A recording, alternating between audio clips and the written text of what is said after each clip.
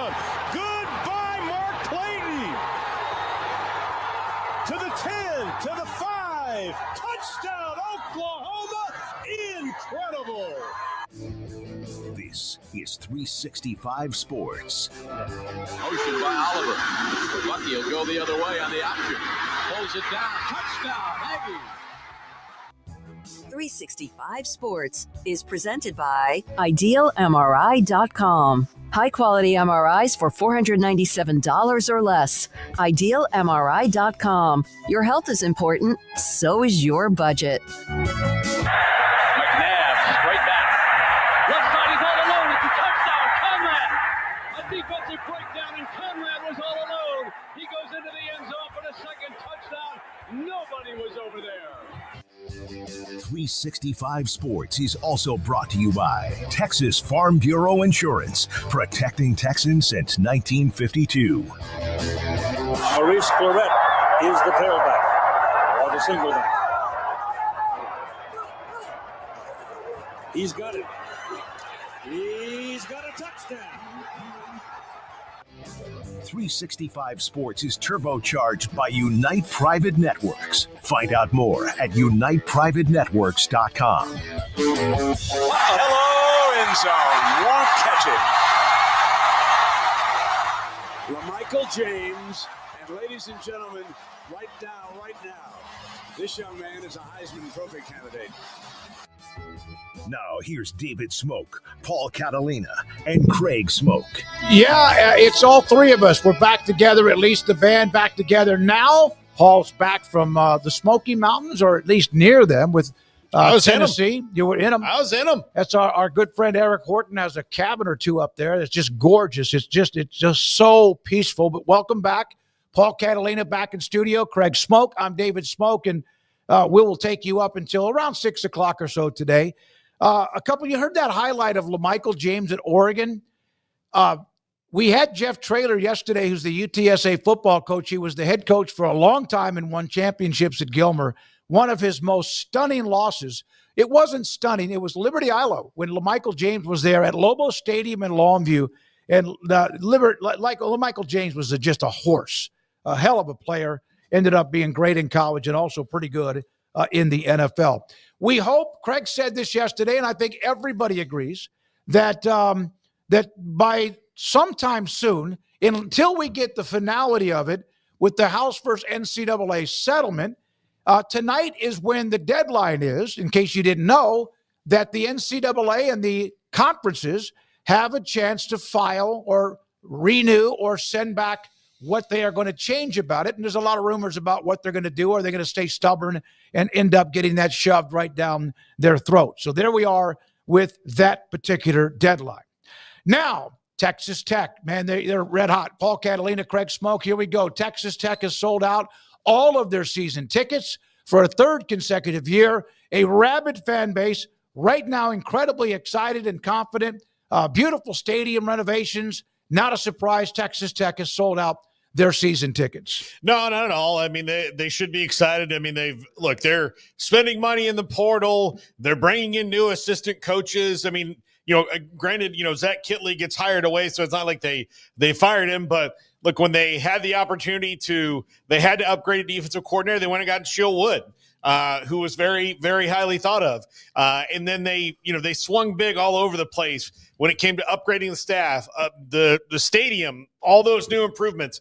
They've left really no stone unturned, at least that you can see, as far as the things that you're trying to do to build excitement at a program and all of that.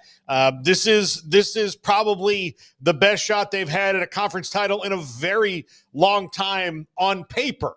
And they should be sold out. Well, one of the things, this is the third year in a row. The excitement's been there with Joey when he finished up that first year. But Craig Smoak, you've been out there. You know how that fan base, they love Texas Tech football, even when they are struggling. But it does seem like a lot of things do point up for them.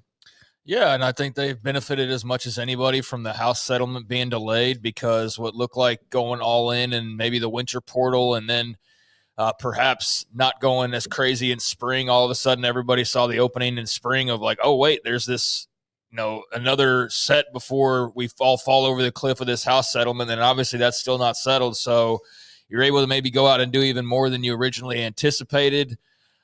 We've talked about them to death, guys. Honestly, about how all in that they are. And so I'm not surprised that there is excitement for them in 2025. There would be regardless, but we've outlined all the moves they've made, dozens of times already. And so I'm just at the point now where, we're going to have our lead in obviously to the season and breaking it down and actually looking at the schedules and things like that. But one of two things is going to happen this year that we know of for sure. They're either going to go win their first Big 12 football championship, and it's going to be this glorious, amazing moment in Texas Tech athletics history, or they're somehow going to fall short of that. One of the two has to happen, right? So either all in and they accomplish their ultimate goal of winning the Big 12, and that will be a momentous occasion when and if it occurs. And then on the other side of the coin, if they're not able to do so, what are the reasons behind that? Is it falling short in the title game? Is it not making the title game?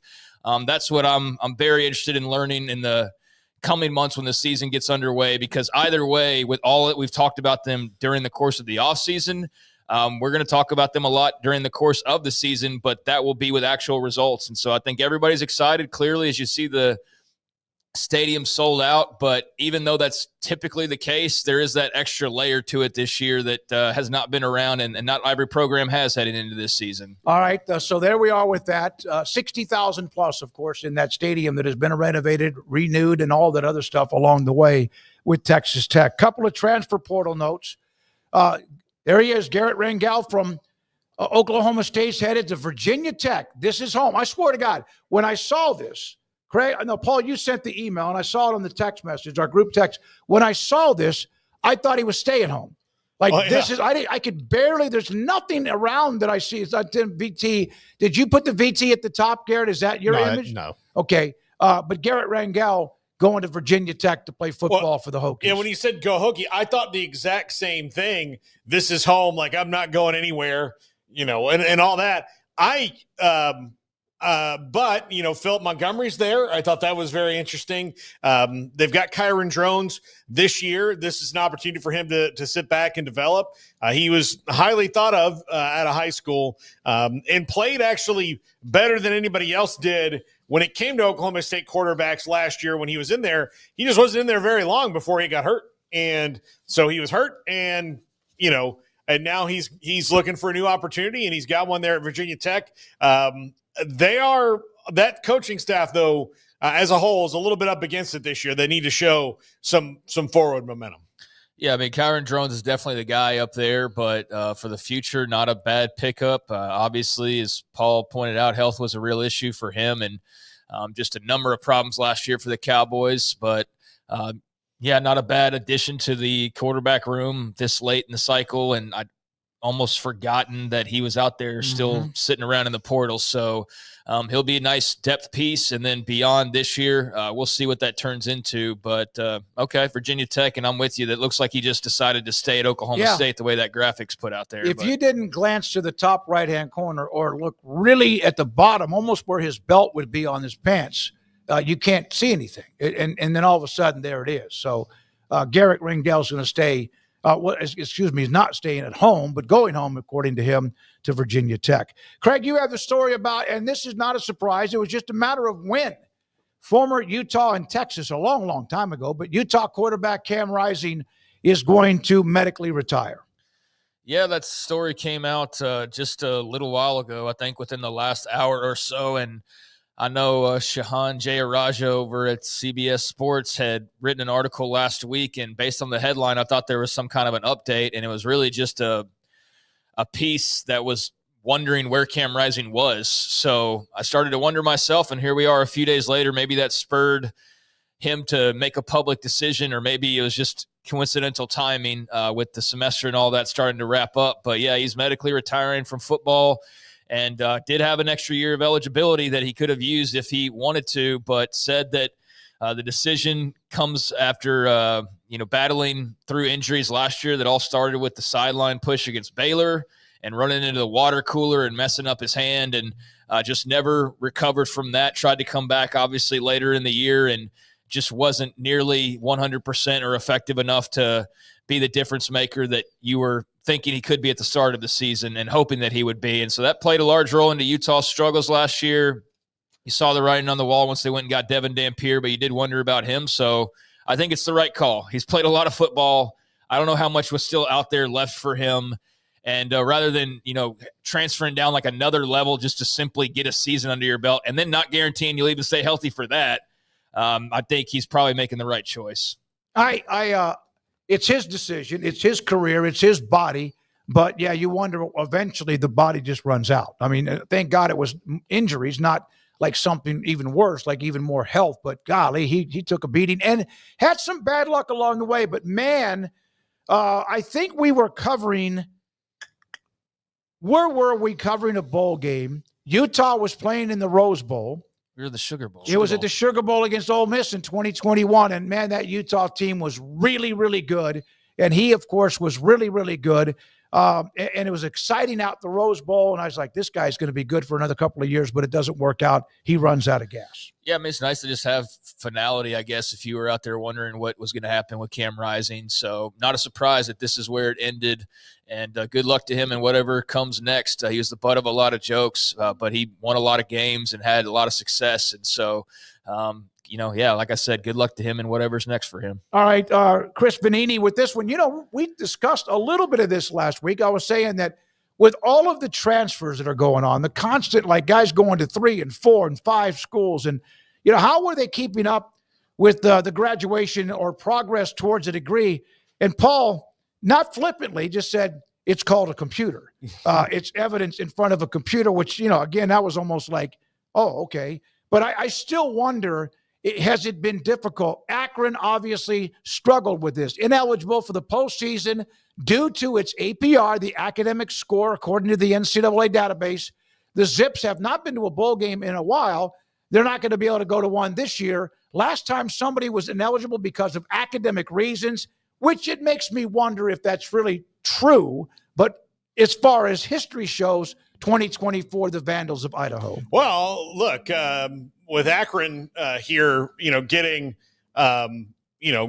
dinged for this, it shows that they are keeping track, and you need to do this. I mean, again, it is easier now, like we had to think about last week, to know what progress towards a degree is. But a school like Akron, though, is going to get rated for their good players in the transfer portal and probably have to reach a lot and fill some spots because of that. And it has probably more of a swinging door than most in the FBS. So I'm not surprised that it caught up with a school like this. But, to let it fall to this point where your APR is so low, look, advancing towards graduation, even in the transfer portal, it makes it more difficult. But if you're taking a degree that you get, and if you're a guy who's going to transfer 3 times, you probably should have a degree field that's pretty general across the way. Like, what was the one history, that everyone took? Kinesiology. Sports management. Sport management. Yeah. It needs to be a degree that most schools,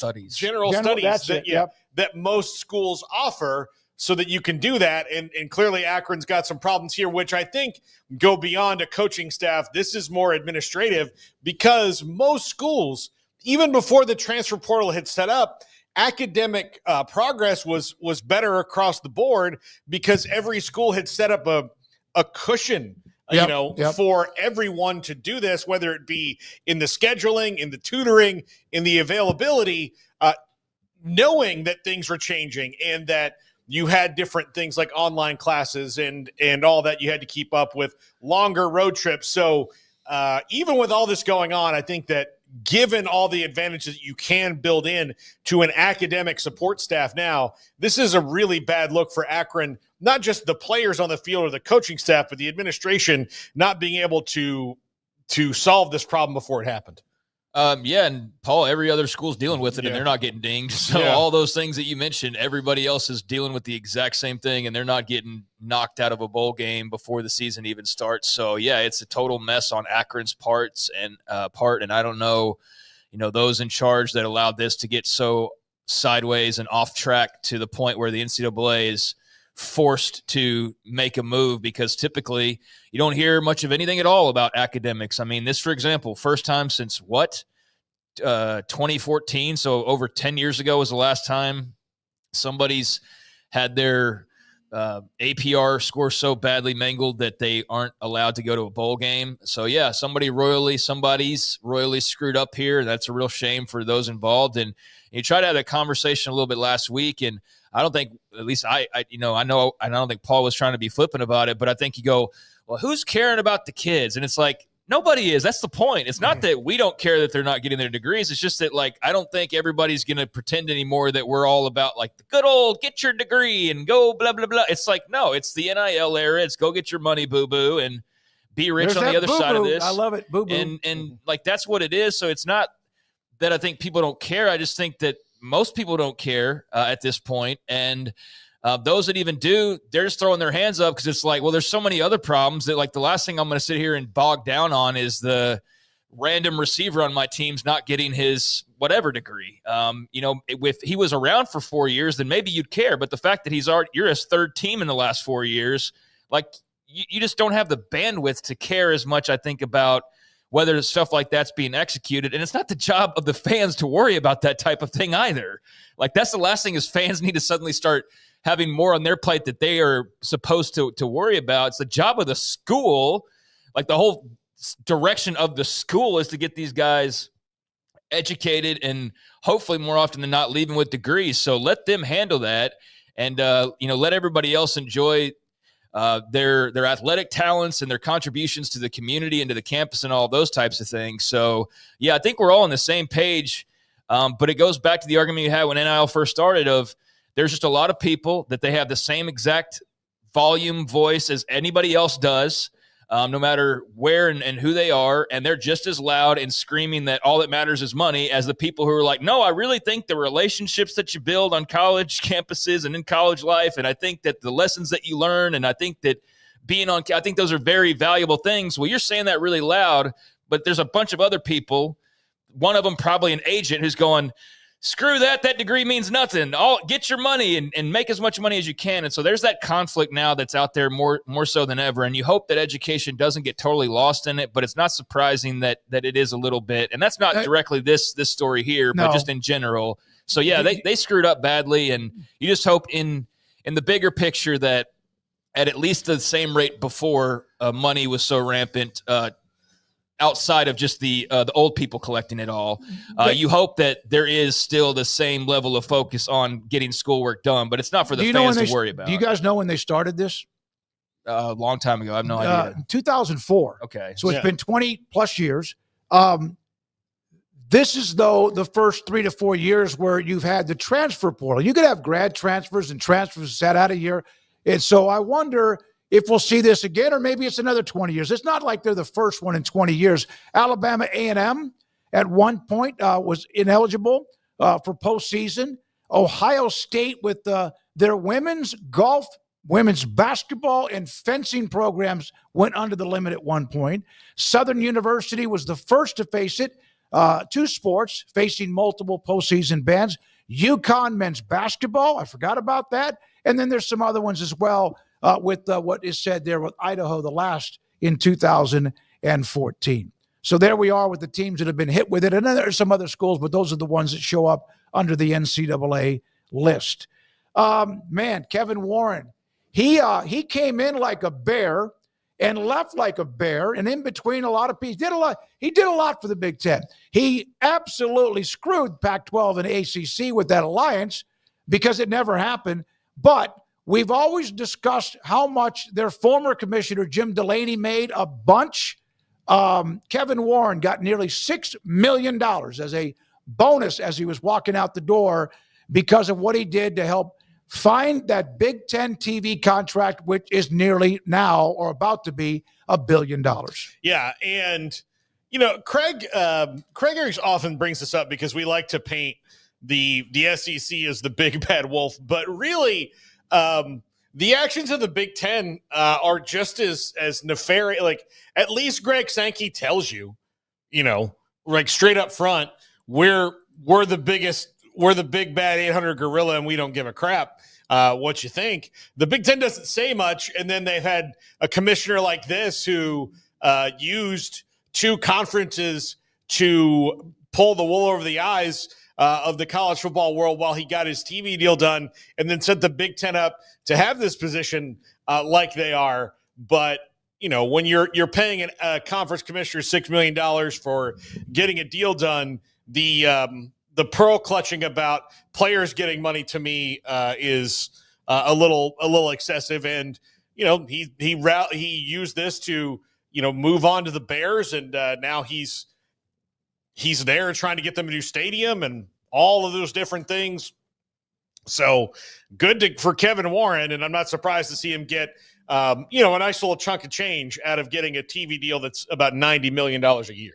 Yeah, the big difference is Greg Sankey's still here. Yeah. So for anybody that questions like his, love for college sports and all that, I mean, Kevin Warren dined and dashed basically. I mean, he didn't not pay his bill, although he feels his bills are unpaid clearly by this story to at least a $6 million degree. But I mean, he came in and like threw a smoke bomb in the room and then exited, and everybody else just let their cough, and all of a sudden the smoke clears. You're like, what the hell just happened the last couple of years? Oh, well, Big Ten just expanded, signed a big new TV deal. Now Kevin Warren's in the NFL. So like he was just in and out, but he made a large impact, and in some ways it's for the better, and I don't know in what ways maybe for the worse. Obviously the alliance was worse than ever possibly imagined for the Pac-12 and maybe even for the ACC when all is said and done. But never was a real fan of this guy because I just kind of got that it's all business and cold and kind of calculated and all of that vibes from him.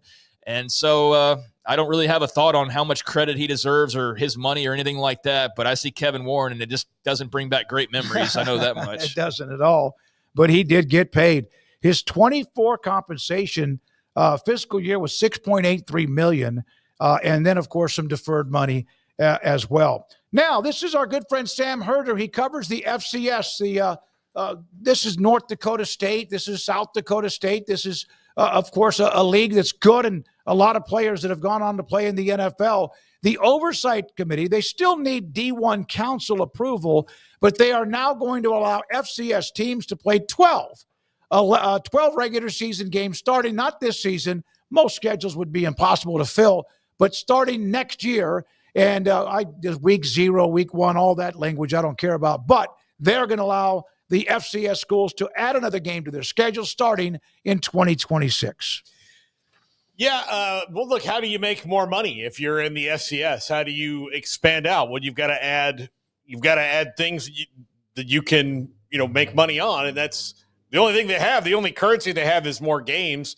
And they had shorter season because they had the playoffs. Well, now, the FBS is playoffs too, and their regular season is 12. So might as well expand, see what kind of media deals you can do. And then you have some teams that later in the year, especially when the FCS playoffs are on, that get a little play. So why not try to make more money, have more events? And this is more about ticket sales than media rights, but hopefully for media rights down the line for these schools as well, because they're going to need the money. Yeah, I don't really love the week 0 thing as far as that not just being week 1. So, that's always just sort of bothered me for some reason. But, it seems like a positive step forward for FCS, so good on them for getting this through. All right, a couple of basketball notes. The ACC directors of athletics, ADs, what do you want to call them either way, have approved moving their schedule. We just saw with the FCS adding a game. The ACC is cutting back on their basketball games. Conference games are now down from 20 to 18. I thought 18 was a perfect number. 20 is a little heavy. Okay, they're playing 2 more games out of whatever 30 it might be. They will do that. The ACC, of course, last year had a very disappointing postseason with just 4 teams making it to the tournament. But, of course, in the end, they were doing pretty good until Duke was beaten. Yeah. The thing about the ACC, though, with 17 teams in it, this means that, you're only going to get to see, 2 schools twice? So do you have to build in Duke, North Carolina, and then get everybody a rival and then rotate the other one around? I don't know. I didn't read that deep into this, but, the Big 12's gone back to the 18-game schedule.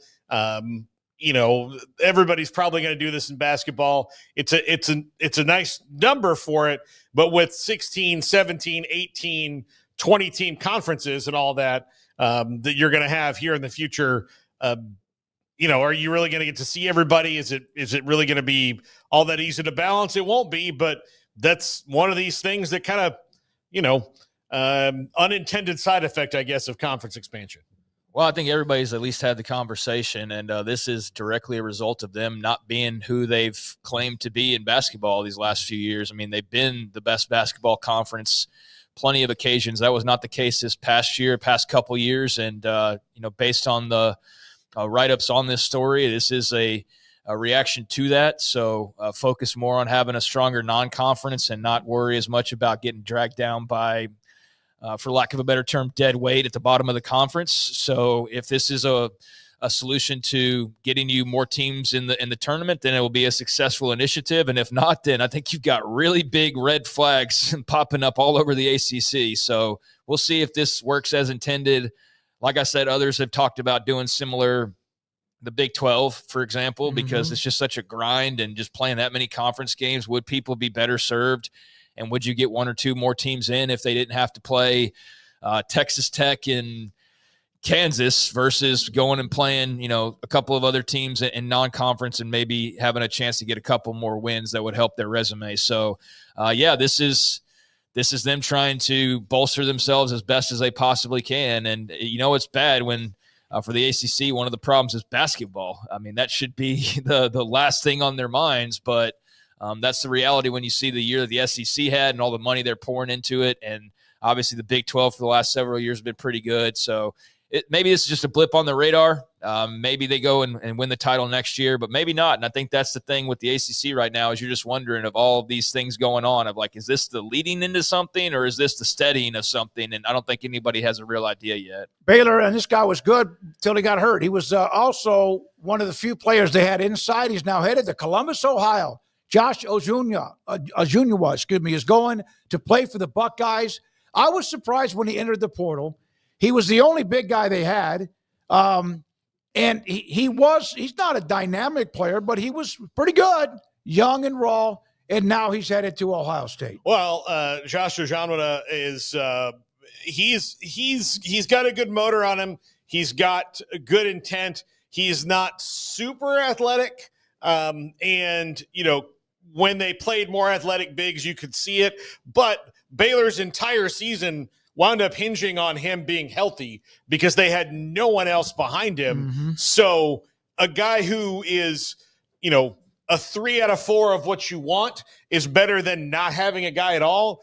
And he is somebody, he's physical. He'll get in there. He'll knock people around. Best of luck. Good guy at Ohio State. But I also think that he was not Baylor would have had him back if it was really mutual, and I don't think it was really mutual. It was just time to kind of reset, plus coming off a major injury. Yeah, he may not play. They wanted to hit the ground running a little bit, and they've made investments in the transfer portal in bigs, that would be too deep as opposed to Josh and then hope this guy's ready. No, but he may not even play. Yeah. I saw Scotty B said something about he may not play till January, so it's a long rehab. He had a bad knee injury. And when he went down, you could just see it. Scott Drew even mentioned it. They had just finally gotten everyone kind of back together, and he now is at Ohio State. Now, there was this tweet, text, or alert that I get on my phone, and this is an NFL story. The Cowboys, there's not a player in the NFL that is more of a Cowboys diva, hell of a talent, George Pickens, has been in fights in games, even in college. But in college, he played at Georgia, and Brian Schottenheimer, I believe, was on that staff and was a coach, assistant coach. He was traded overnight to Pittsburgh, or from Pittsburgh to Dallas, and the Cowboys give up a early pick, a third-round pick for him, starting in 2026. See, the Cowboys don't say they don't listen. They just sometimes don't listen the way that you want them to listen, and that you're like, please just be more aggressive. Like, go do something. quit trading for guys who are clear first-round busts and thinking that you have the coaching staff to make them better all of a sudden that you haven't had since honestly Bill Parcells, really. And, we're going to make this one work. We'll make this one work. I don't hate this deal. I don't love this deal. I like it in that if you can get the best out of George Pickens for a year and then maybe get him to sign if he's effective in the offense. He's an upgrade over everybody they have at the number 2 wide receiver position. There is no quarterback currently with the Steelers, and one could make the argument there was barely one there last year. So, Dak is a decent quarterback in the NFL. He's good at throwing the go routes, which is what George Pickens is the best at. He'll pair nicely with CeeDee Lamb if he can keep his head out of his ass. But he has not shown the propensity to do that. Many times you'll think, man, this guy's having a good game. His head's out of his ass. And then you see him, doing yoga and putting it right back up in there. Yeah, he had a fight with Jordan Lewis last year, I think it was, in a game. And that was something we'll show you in just a second. Craig? Yeah, it's sunshine pumping season. So everybody that your team signed, you're excited about, I think. And that includes in college football. But I've been thoroughly unimpressed with this guy when I've watched him. And granted, it hasn't been as much as a Sunday ticket subscriber, and I'm not all over Pittsburgh Steelers games, but I've just so happened to catch him at the times when they're talking about him loafing or not being engaged or whatever the case may be. So, if the Cowboys can give him some new scenery and squeeze some of that talent out, he can be a nice pairing for CeeDee Lamb. It all works out, then great. But I do think he's got some proving to do. And I'm a little bit hesitant when Mike Tomlin's just letting a really talented player go. There's a history of that, and typically he's not just letting really good players go unless he's just like, I'm done. Like I need to move on. So I wonder, from that standpoint, if the Steelers are just behind the scenes going, thank God they took him off our plate. But either way, I mean, he does have talent. So we'll see. Brian Schottenheimer, I don't really know what to expect out of him as a head coach. So we'll see if he can get the maximized talent out of George Pickens, and if so, that's great for the Cowboys. This is a tweet I saw today from Tej Seth, who is one of these analytics dudes, out in the analytics football world. No team is better at drafting wide receivers outside of round 1, getting production from them, and then moving on than the Steelers. Here's the fraternity that George Pickens now joins: Emmanuel Sanders, Martavis Bryant, Chase Claypool, Deontay Johnson, and Juju Smith-Schuster. Now, look, Juju's got some rings because he plays with the Chiefs. He plays with the Chiefs, but if you signed me as the 5th wide receiver on the Chiefs, I would have rings. You wouldn't too. last a year in Pittsburgh, but if you did. I mean, again, you'd be like, all right, who's the 5th wide receiver? It's Paul Catalina. Doesn't matter. He didn't even have to be open. Mahomes will put it on him anyway, and his fat little sausage fingers will catch the ball. Yeah, so he's a dynamic talent. He's a diva. He's got a little combination. And I'm not going to use names because it wouldn't be fair to the guys like a Des Bryant, who could be incredibly emotional. Played sometimes that was great. Sometimes it got over the top. But he's very talented. They needed a guy like him. They needed a talent like him, opposite of CeeDee Lamb. We'll see. So there's the note the Cowboys have picked up former Georgia star and Pittsburgh Steelers wide receiver George Pickens. The responses by a lot of people were, are they ready? Can they control him? Schottenheimer used to coach him. Does that help? Yeah, I don't think he's like Antonio Brown, though. No. There's another one, by the way, that was he's in not Pittsburgh at one point. like that much of an issue. I mean, he's just a guy who I think hasn't lived up to being like a super elite wide receiver, and maybe you thought he would be. So you're hoping the Cowboys can get that out of him and pair him with a guy who is a truly elite wide receiver like CeeDee Lamb, and maybe that's the right chemical reaction that sets George Pickens off to becoming the best player he can be. But yeah, he wasn't anywhere in the vicinity of a problem child in the Antonio Brown way of things. I think there's some people, clearly by the reporting, that feel like he was not all he was cracked up to be, and maybe wasn't playing the best that he could to his potential. And then there's others who think that maybe I don't know. I think that there's plenty of talent there that can still be maximized, but whether Dallas is the one to unlock that. And whether George Pickens is able to do that on his own as well, we'll see. All right, there's one note. We at times, like we've had the NHL Stanley Cup with a couple of guests on Monday and Tuesday after the spectacular, crazy finishes over the weekend. We don't discuss the NBA too much.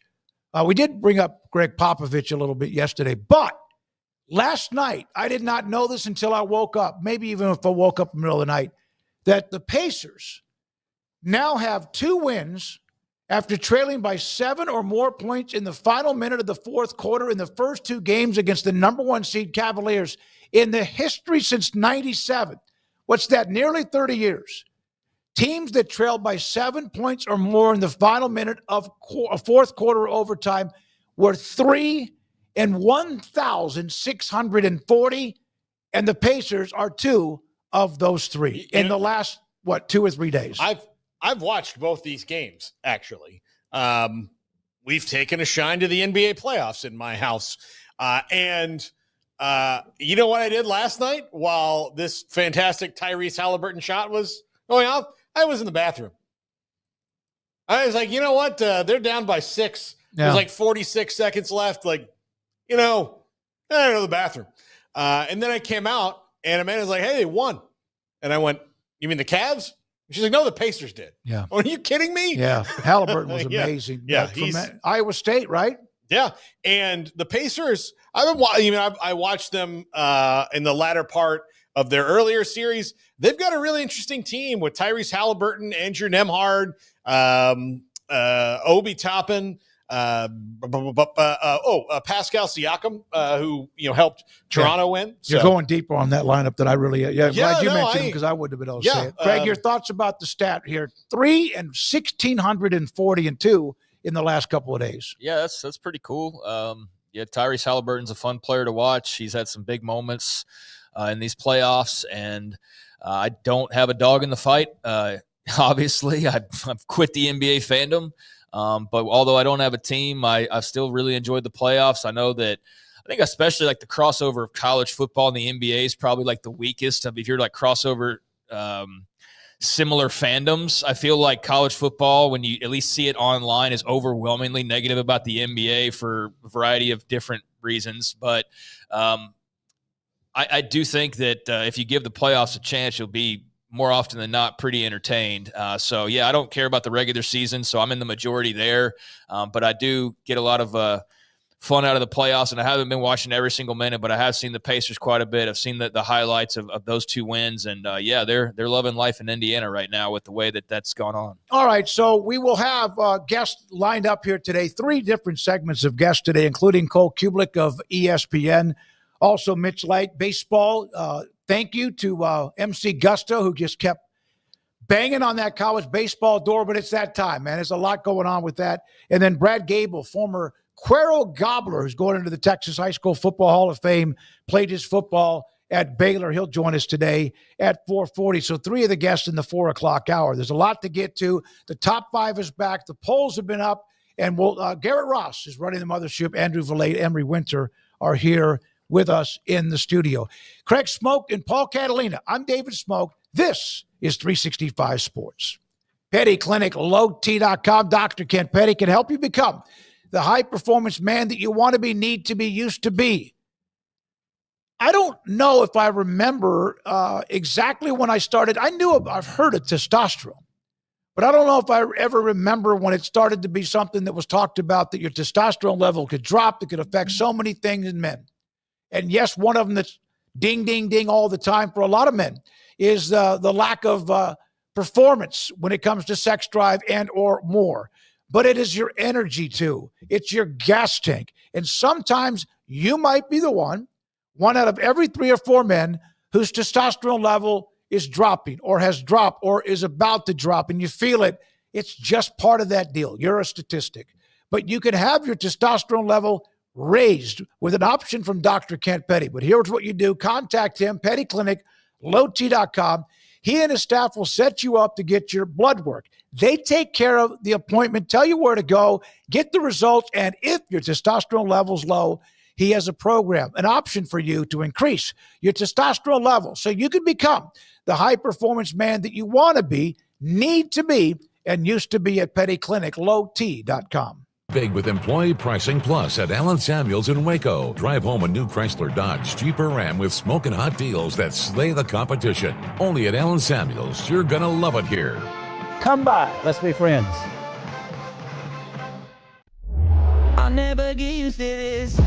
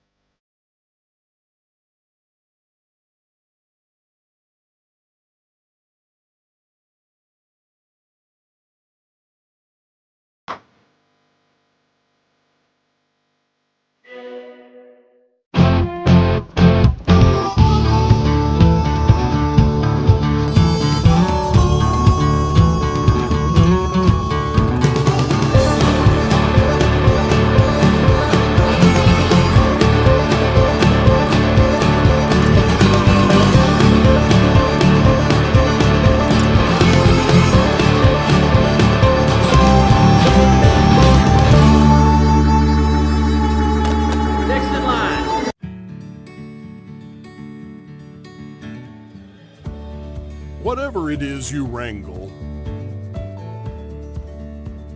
whatever seeds you sow,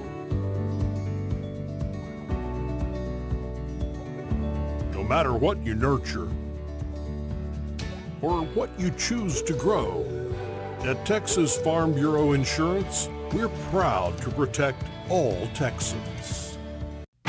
Developed by Startup Waco, a nonprofit organization, GXG is a program designed to support the entrepreneurial development of Baylor University student athletes through NIL activations. The program helps student athletes maximize their platforms and offers a comprehensive support system for them to create and grow new businesses that not only benefit themselves, but also uplift the local economy. Fans who wish to support student athletes can donate to GXG via the GXG NIL Fund, BaylorBears.com/GXG. Contributions to support NIL activations through GXG can be made at BaylorBears.com/GXG. For more information, follow at GXG_GreenXGold on social media and visit the official website www.gxg.startupwaco.com. GXG, empowering student athlete entrepreneurship and uplifting the local economy through NIL activations. The Jeep Celebration event is on at Allen Samuels. Get the luxurious 2024 Jeep Grand Wagoneer with a huge $13,000 dealer discount plus 0% financing. Big savings, legendary Jeeps at Allen Samuels in Waco. Come by. Let's be friends.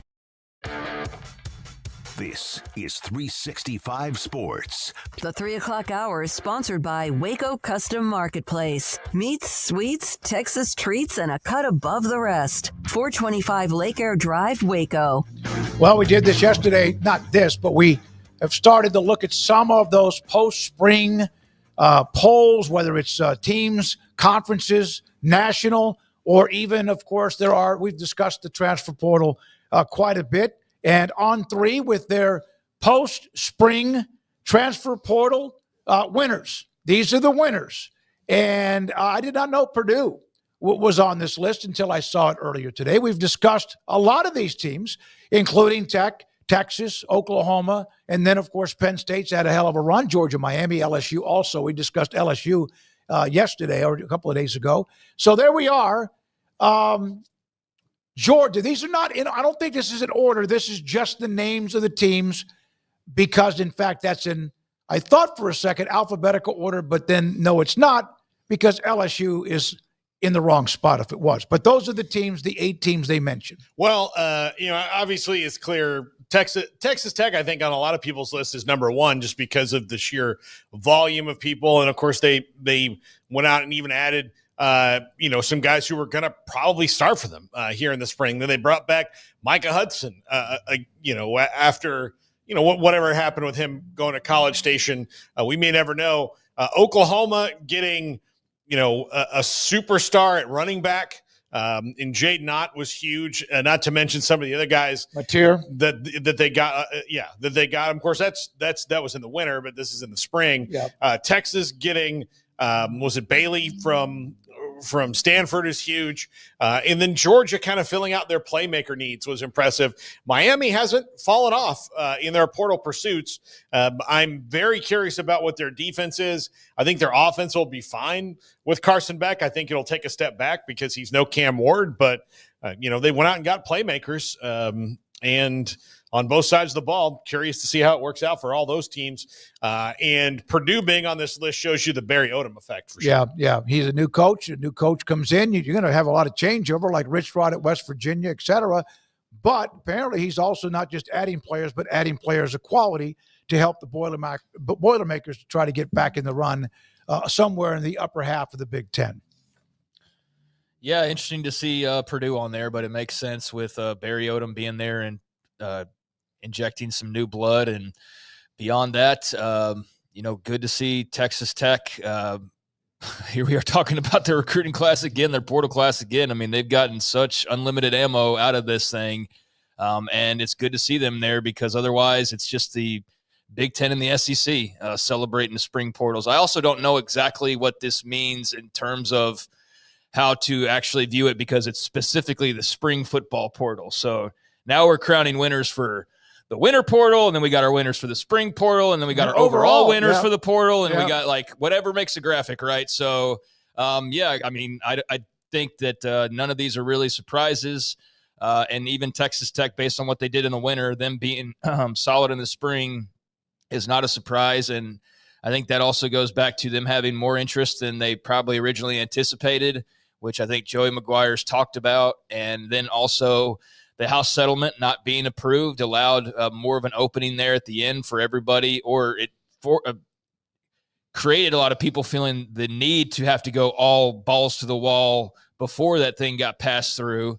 And so everybody went crazy, or a lot of teams went crazy. And then all of a sudden it's like, oh, wait, it's not going to happen just yet. So I think they were able to fully maximize all of the different periods of portal pickups. And, yeah, they're pretty firm number one, I think, overall at this point. But outside of those two, I mean, I don't think there's anybody that's all that surprising on this list. It's kind of like what I say about the list sometimes. They are fun for very fodder, but with some of these teams, the majority of them, we could just put any headline at the top. It could be stadium experiences or most championships or most All-Americans or whatever. And most of those regular schools, high school recruiting. Yeah, most of those schools are all going to be sitting right there, the same exact ones, Georgia, Texas, LSU, et cetera. There's some missing obviously, but yeah, I mean, they're the blue bloods, and they're going to be at the top of a lot of these things, especially when it comes to acquisitions. So it's nice to have Purdue and Texas Tech kind of shaking that up a little bit. Of all the schools since the portal really became a thing, and especially it's increased quite a bit, Dion was the one that probably had the most either criticism or excitement for what he was going to do. And that Colorado team ended up under 500, but included eventually a Heisman Trophy winner, Shedeur at quarterback, among many others. Which team has done or been in the portal quite a bit and added to the portal quite a bit that maybe it's not a highly ranked class? Are there more than – those are the ones that are calling the winners, but there's 50, 60, 80 teams that have done the portal. Is there somebody that maybe is not getting enough credit for what they've done in the portle? Yes, hold on. I kind of thought you'd ask this question. You did. Today, so I wanted to pull up the list. A team I've been impressed with is, in fact, A&M. I think that they've addressed a lot of needs that they had. Like, again, they didn't do as much in the spring, and there's still some guys out there. I really, Ole Miss not being on this list really surprises me, but they haven't done a ton in the spring, but they're always dominant in the portal. And one that's really, really, really below the radar in how active they've been overall, or how effective they've been, I think is Houston. I think that Willie Fritz has, even though he, especially in the secondary, took some hits. We asked him about it when he was on the show before, and he seemed like he was ready for that. And all the guys that they're getting seem to, just kind of be pluses with experience wise and in that kind of Fritz mold. So I would say Houston really impresses me with what they've done overall in the portal, bringing guys in. And it's year 2 for him, so now he kind of knows the landscape and also knows what he needs more, too, than when he first arrived from Tulane. Yeah. Garrett, a good time. Let's do this one. Mike Craven. We've had Mike on. He's done the tour of all of the programs around the state of Texas as far as the post-spring portal. This is the state of Texas, so I'm sorry if you're Kansas or Kansas State or USC or whoever. This is from Dave Campbell's Texas Football Magazine, the Bible, so to speak. Here is the post-spring FBS power poll, and at the top you're going to see most of the teams that are pretty good are FBS teams. Houston at 7, you just mentioned them. I'm not A&M right there. Baylor had a good offseason. I don't know if this is – we don't know exactly, but there we are with who he has. Texas and then Tech, Baylor, A&M, SMU, TCU, Houston. We had Jeff Traylor on yesterday, and the Roadrunners are. They lost 3, as he mentioned. Man, was he opinionated, and I love that he was wide open yesterday at number 8. You know, what the top 7 teams all have in common is they know exactly who their quarterback's going to be and what they'll likely get from them. In Arch Manning, Baron Morton, Sawyer Robertson, Marcel Reed is a dual threat guy, maybe a threat and a half right now. SMU with Kevin Jennings, Josh Hoover, Tennessee came after him, and then, of course, Connor Wigman at Houston. So those are things you can build on. And then, it's not surprising to see Texas and Texas Tech on the top of that because of all the roster building they've done. Pleasant to see Baylor at 3, especially given what they've built around Sawyer Robertson. I think on offense has been pretty good. They added the big alignment on defense, Craig. They a kid from Tulane and among others. So they didn't lose much. Boy, they came after them though, like they did with other schools that are on the list after UT at the top.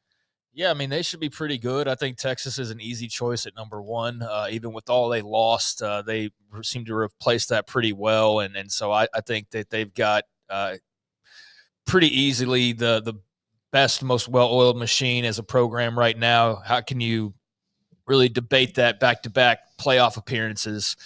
So, yeah, that's an easy choice there.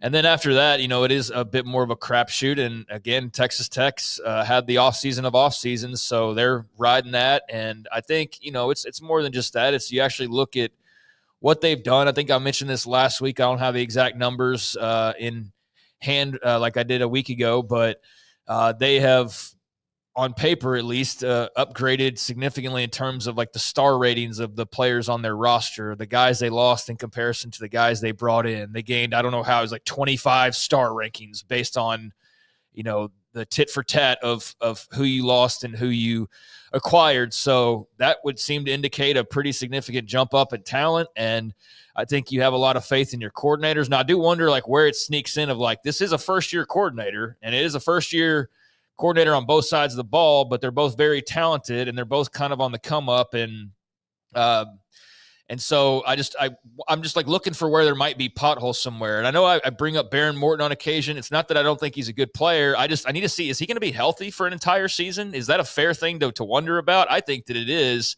And even if he is, can he be close to elite? Like he can't be just, even with the talent they've got, he can't just like put it in neutral and just, as long as I don't turn it over good, like he's going to have to go be good and really good at some times. And I think that he can be, but will he? I think that's the big question for Texas Tech. And if so, then yeah, I think he puts them over the top. So they seem to be a very strong number 2. I think Baylor will be really good. Texas A&M is going to be really solid. And, I think you're kind of splitting hairs, but I would get to 6 and then say that's the cutoff. And not just because of conferences or anything. I do think that those top 6 all have a chance to make a lot of noise. I'm more hesitant. I know there's reasons to be optimistic about Houston, but I just don't know how excited to get about them just yet in terms of putting them any higher than they are on this list right now. Yeah, here's what Mike wrote, just a couple, 2 or 3 sentences that are each team. Willie Fritz's program hit the reset button after year 1. We mentioned that. Replacing both coordinators, we mentioned that. Adding over a dozen potential new starters in the portal, including 5-star quarterback Connor Wigman, who was at A&M. Defense lost, though, 2 stars in the secondary after spring practice, including Halsey, which was that yesterday? Mm-hmm. Yesterday, went to LSU, and Jeremiah Wilson, who transferred to play for non-bowl Florida State. That's not. It's 2 wins. Oh yeah, still non-bowl. Yeah, to non-bowl. No, I'm not predicting this year. I think they'll bounce back and get to a bowl game. But Garrett knew 3 wins. Yeah, Garrett knew exactly when AJ Halsey was probably. Yeah, probably the time in the morning when it happened. Did you have like one of the? Did they call you? Did Kelly or his personnel people, Mike Scarborough, Kelly call probably you? blocks me if he hears how I talk about him. Yeah, no, there you go. But that's a fair summary, I think, of Willie Fritz and Houston and where they are, at least what they did after the portal. They've got plenty of upside. I just don't think that you can bank on anything to justify putting them much higher than they are here. I think that TCU should be better, Baylor should be better, Texas Tech should be better, but is it by an incremental amount or is it by a large gap? I don't have a real idea on that. So that's fine to be number 7. Nothing wrong with that. And then, as far as the rest of the schools go, I mean, Traylor's, he's got to focus. You could tell from that conversation yesterday. So I think TSA ought to be pretty good there with Owen McCown leading the way and him having, for the most part, been able to keep his roster intact. GJ Kinney, I don't feel like there's a whole bunch of bluster and a whole bunch of fireworks and everything surrounding every time you bring up his name like there was maybe a couple years ago. And then even at the beginning of last year and all of that, he's still a rising star, but it does feel like there's just not as much fanfare maybe with Texas State. So I don't know what that means for them moving forward, but they'll still be highly entertaining. And I don't really have a lot of thoughts on the rest of the list. Somebody, who is this? Who is the one that Jayhawk Champ? A power pole sounds pornish. Pornish? Is that even a word? Yeah, I mean, it could be. Don't you have a friend that's named Kyle? You're spelling coal differently, pal. Yeah, like the Cornish game hen. Yeah, the Cornish game. The Pornish game. The Pornish game hen is something that we can't talk about. No, we can't. But somebody, what's a power pole? It's you could call it whatever you want. You can only have to use power. It's just a top whatever you want FBS programs. Go back with that poll. Just one more glimpse of it because you were talking about Houston at 7. Everybody below them in that poll, all of them are not in a power conference. So they're among the 7 schools at the top are all power conferences. And not that UTSA and others aren't really good, but that's the separation there at the top. North Texas and Texas State in particular have really large changes on the roster. So it's going to be really tough, especially after spring. I mean, Texas State just got 3 guys in the spring portal that are probably going to start for them before too long. So they didn't even go through spring. That's what makes this you need to really confusing. Go back and listen to Traylor yesterday. He was quite something else, no question. When we come back, Cole Cubelic, can't wait to get him on the show. I've seen him on some broadcast of the spring football league that's going on, and he's great at that, among everything else. We will talk to Cole. He's next. This is 365 Sports. The Baylor Club. Man, I got to find this because I just printed it out. They are having, let me get my numbers here. Here we go. The Baylor Club and General Manager Mike Mosel. Huge things coming up in the month of May.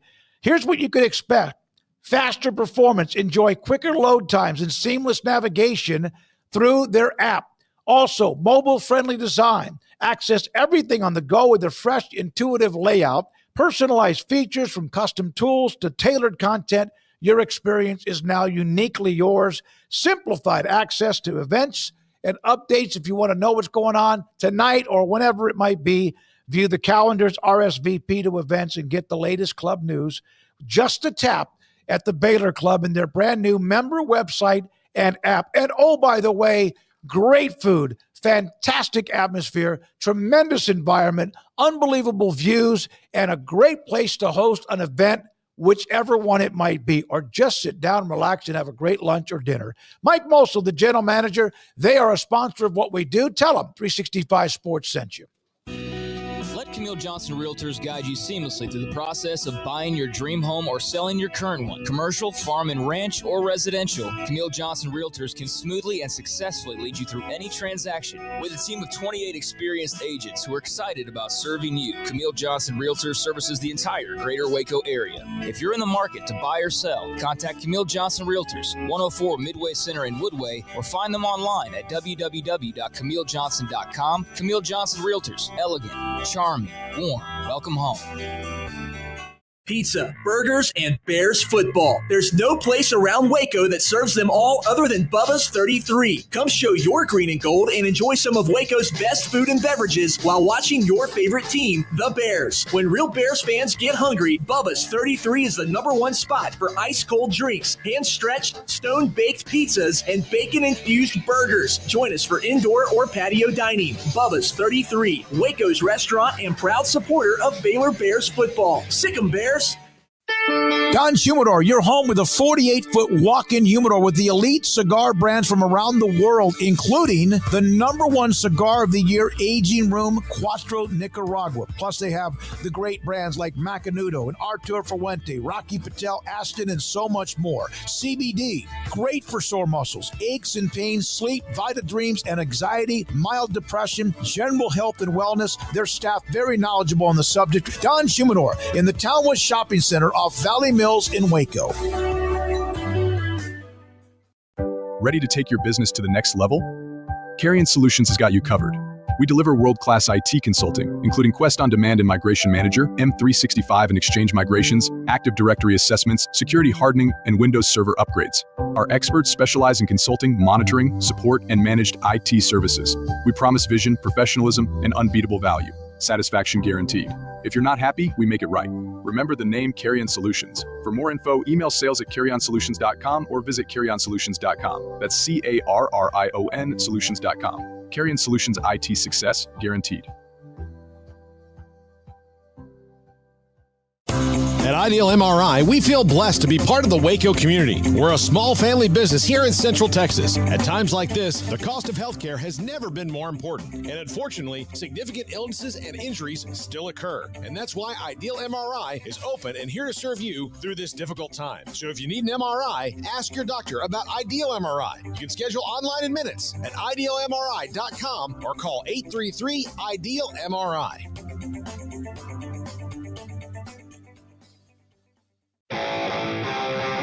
This is 365 Sports. Text us at 254-339-1122.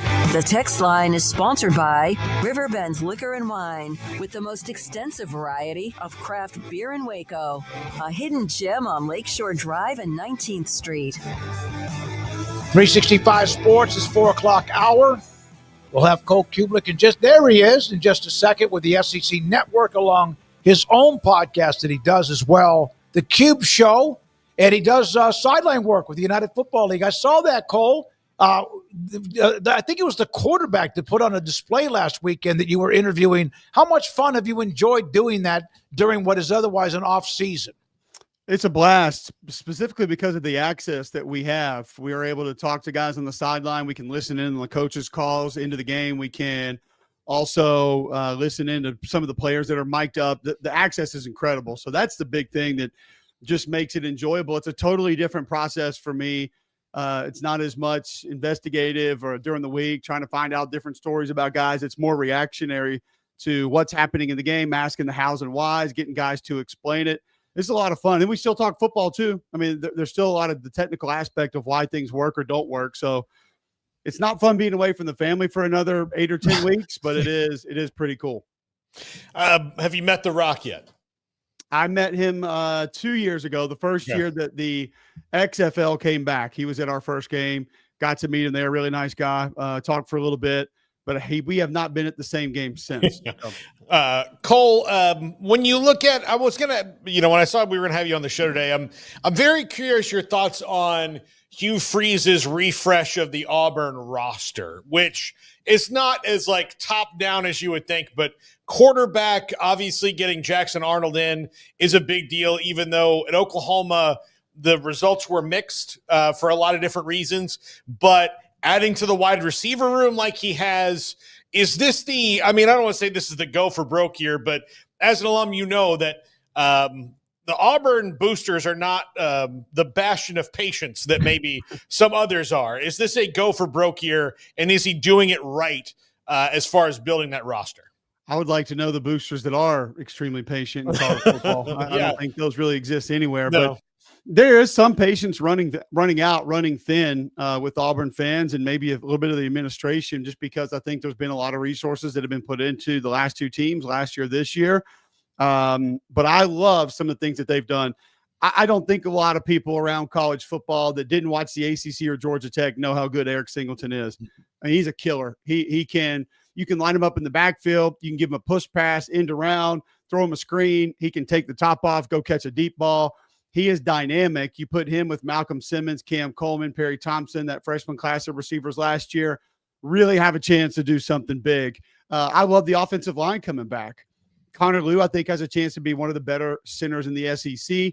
Dylan Wade was right there next to him last year. Jeremiah Wright next to him last year. So you got the middle three, that continuity returns, and you upgraded at tackle with Xavier Chaplin and Mason Murphy out of USC and Virginia Tech. I'm a little concerned with tight end. I don't think that's a position of strength. Running back won't be as dynamic as Jarquez Hunter last year, but you have 2-3 that can play. They're fine. And then it really comes down to, like you said, Jackson Arnold. I thought Jackson had an issue last year letting go of the football, plain and simple. And I think he needs a reset. I think he needs to be coached. I think he needs to be coached hard, and he's going to have to accept that coaching, and Freeze is going to have to push him. This is not going to be a plug and go, hey, Cam Ward, go down to Miami, learn the new system, and all of a sudden Shannon Dawson gets you going and you're off and running to the races. Like, this is not that. There's a little bit of a rewiring that's going to have to take place with him. And it's interesting. McElroy and I do a radio show every morning with Greg McElroy, played quarterback for Nick Saban in Alabama. And he brought up something that I had not thought about. And it was being a quarterback for a defensive-minded head coach. And he said, what a lot of people don't understand is when you have a defensive-minded head coach, a lot of times the message is don't screw up. Don't mess this up. Don't make the big mistake. Protect the football. Field position, time of possession. And he started saying some of these things that Nick Saban had said to him. And I started thinking about Coach Venables, and I don't know if he does it or not, but it feels like it probably works.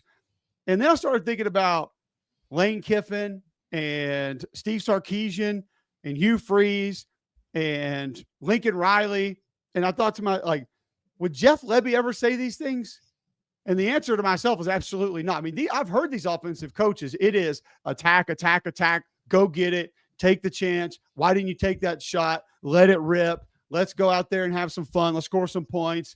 If you make a mistake, so what? We'll score 14 more. It's all good. We'll make it happen. So if that mindset can be reversed, I do think it may, I don't know, it may end up being a real positive for him because he's got all the ability. And last year, the offensive line was leaky. You had injuries across the board there. You had injuries at running back. Your top 6 receivers were out at one point.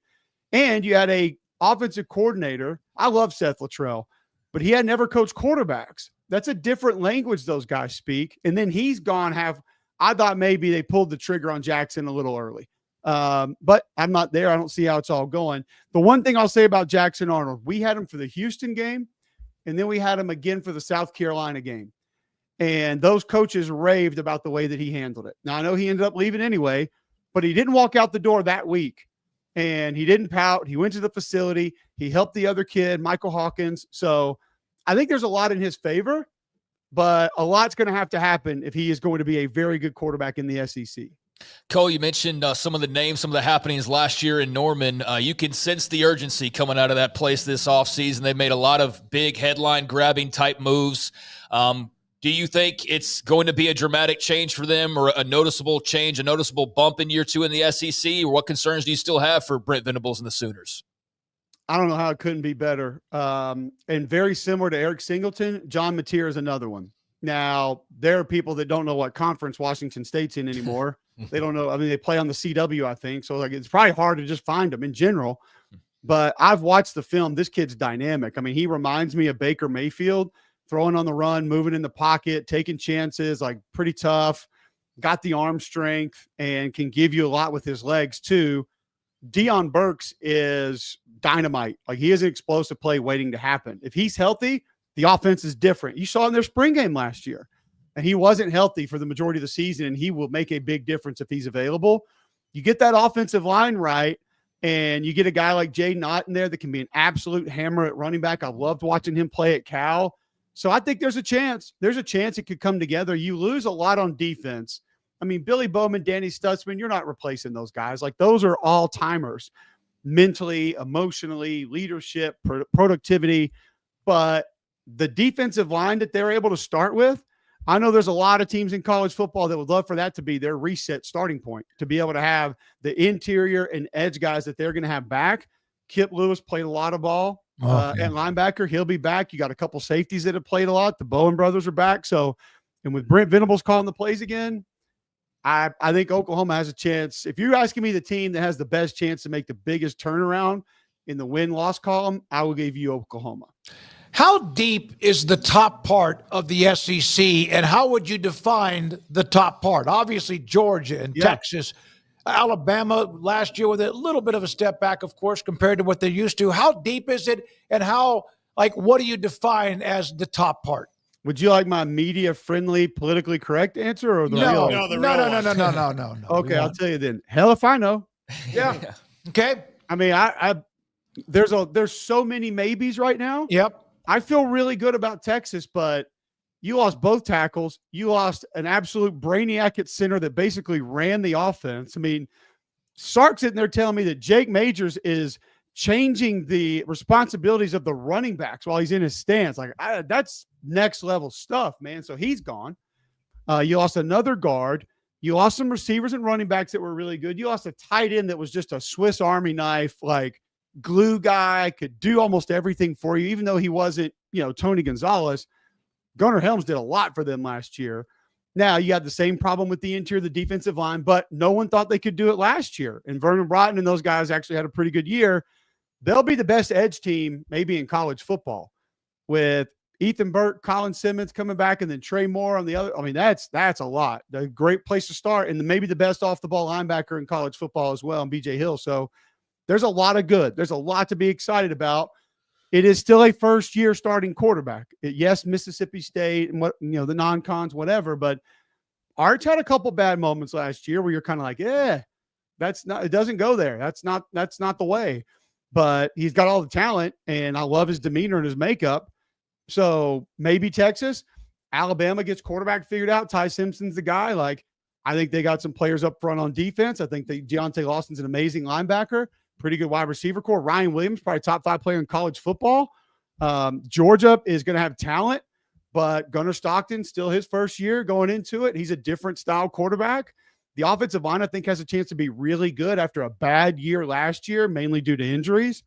But, I mean, could LSU be great? Yeah, they could. Garrett Nussmeier, if he stops throwing the ball to the other team, they could be unbelievable. And if they can find a spot for Harold Perkins to just wreak havoc, they could be a massive problem. And then you look at the teams that have sort of the top end guys, but it doesn't feel like they have the depth or maybe the peripheral pieces like a South Carolina.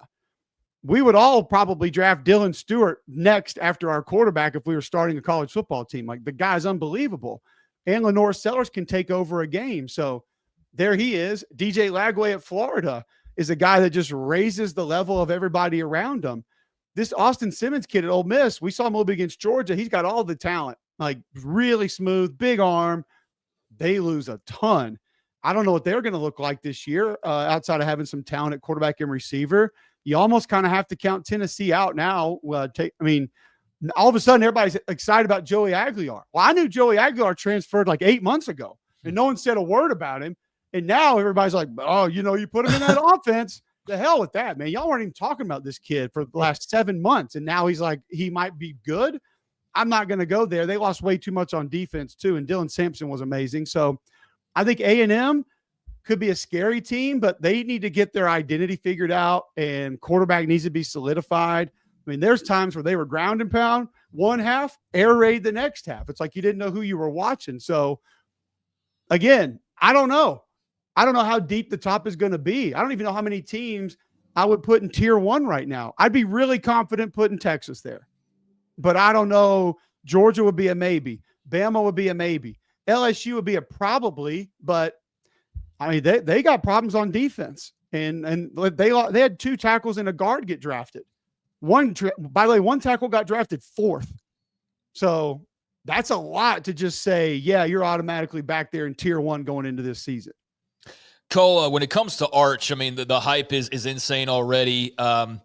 it's almost like a phenomena. And I try to think of guys in the past, like maybe a Tebow, Johnny Football there for a while. They're just like they kind of took over the talk of college football. He's obviously got that potential, but do you have anything to kind of compare it to? And just what's the talk been like in SEC country and nationally as well? Because you do all over, but do you have anything comparable to it? I mean, you think about like Ron Paulus with Bino Cook saying he was going to win, 3 Heismans? Yeah. I mean, there was a lot there. Todd Maranovich had a lot of that coming out of high school, kind of mainly because of his dad and stuff. But with the family name, and I mean, let's be real, that's the first family of college football. I mean, Eli did great things at Ole Miss that hadn't been done in a long time.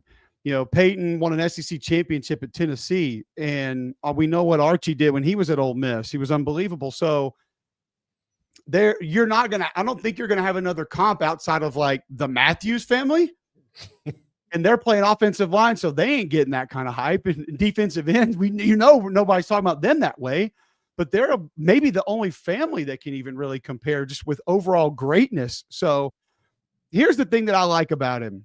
Is he going to live up to the hype? It's hard to say, because I think some of us understand that it is control, and we don't expect him to go out there and go 50 for 50 every week. But the thing that gives me a lot of confidence with him is him being around him. He understands it. He gets it. Number one, he knows playing quarterback at Texas is a big deal. And then I think too, like his family has kept him grounded. You know, his grandfather calls him all the time. He talks to his uncles on a regular basis. His dad is just, if you've been around Cooper, you get it. Like his dad is just so laid back. He's a regular person, Matthew McConaughey. Like he's just kind of like walking around. Yeah, man, like it's all good. So I just think they understand what it all is. And when you can do that, you allow yourself to not get caught up in a lot of the other stuff.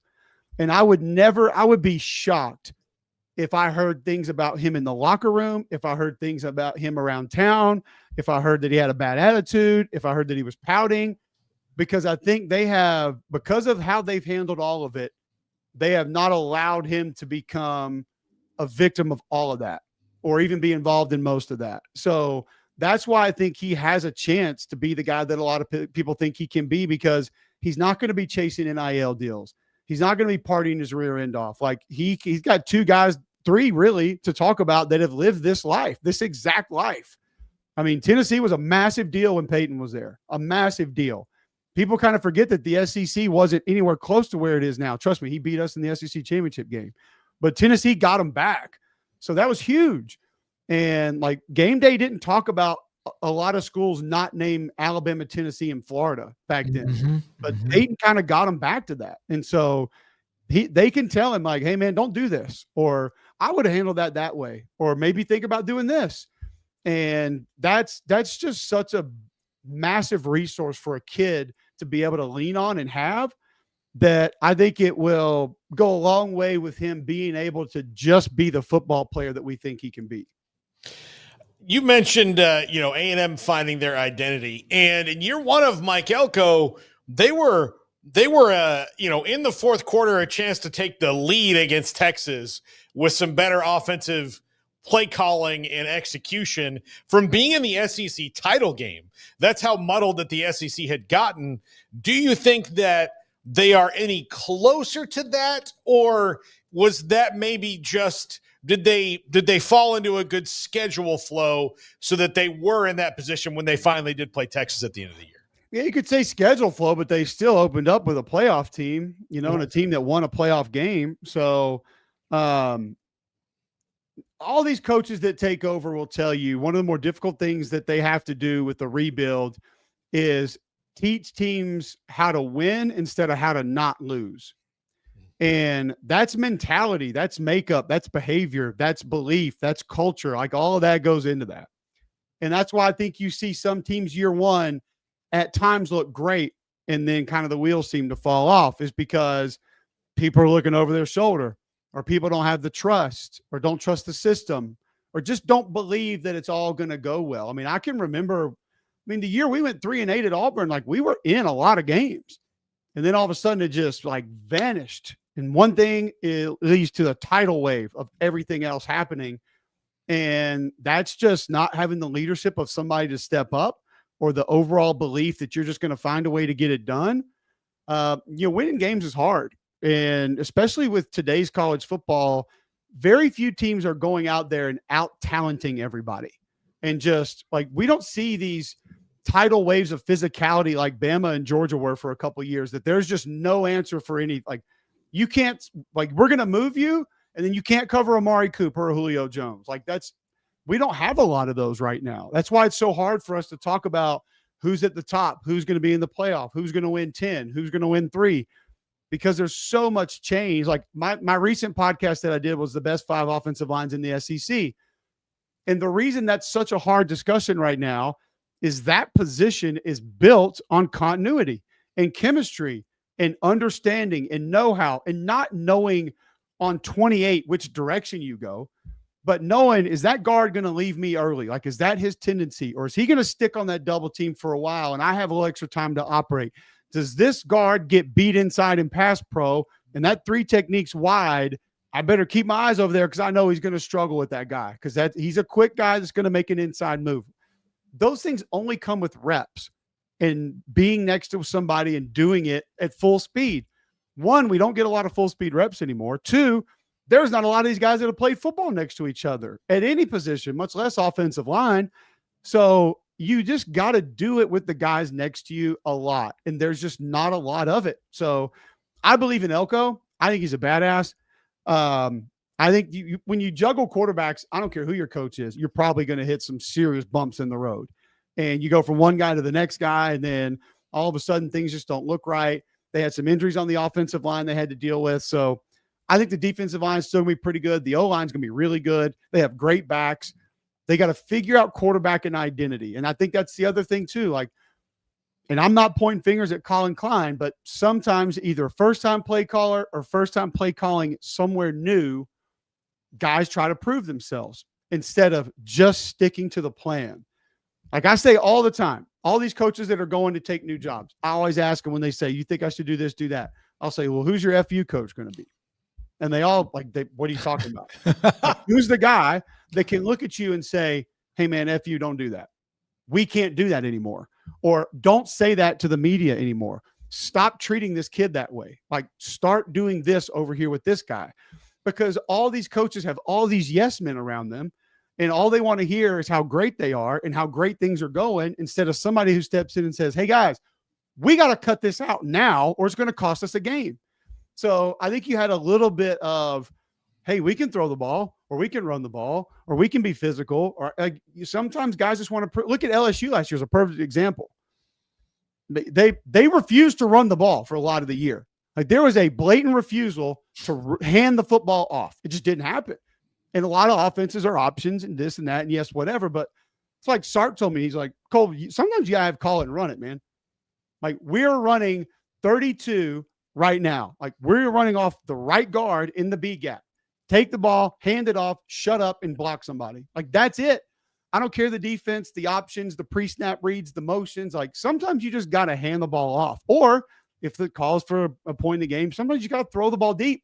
So I think a lot of that is lost with first-year guys, first-year coordinators, staffs coming together, because there are just so many things happening, and you're trying to make everything right. And every coach thinks they can make it right. That's why we see these quarterbacks like, why would they take him? They can't. What are they going to do with this guy? They all think they can fix him.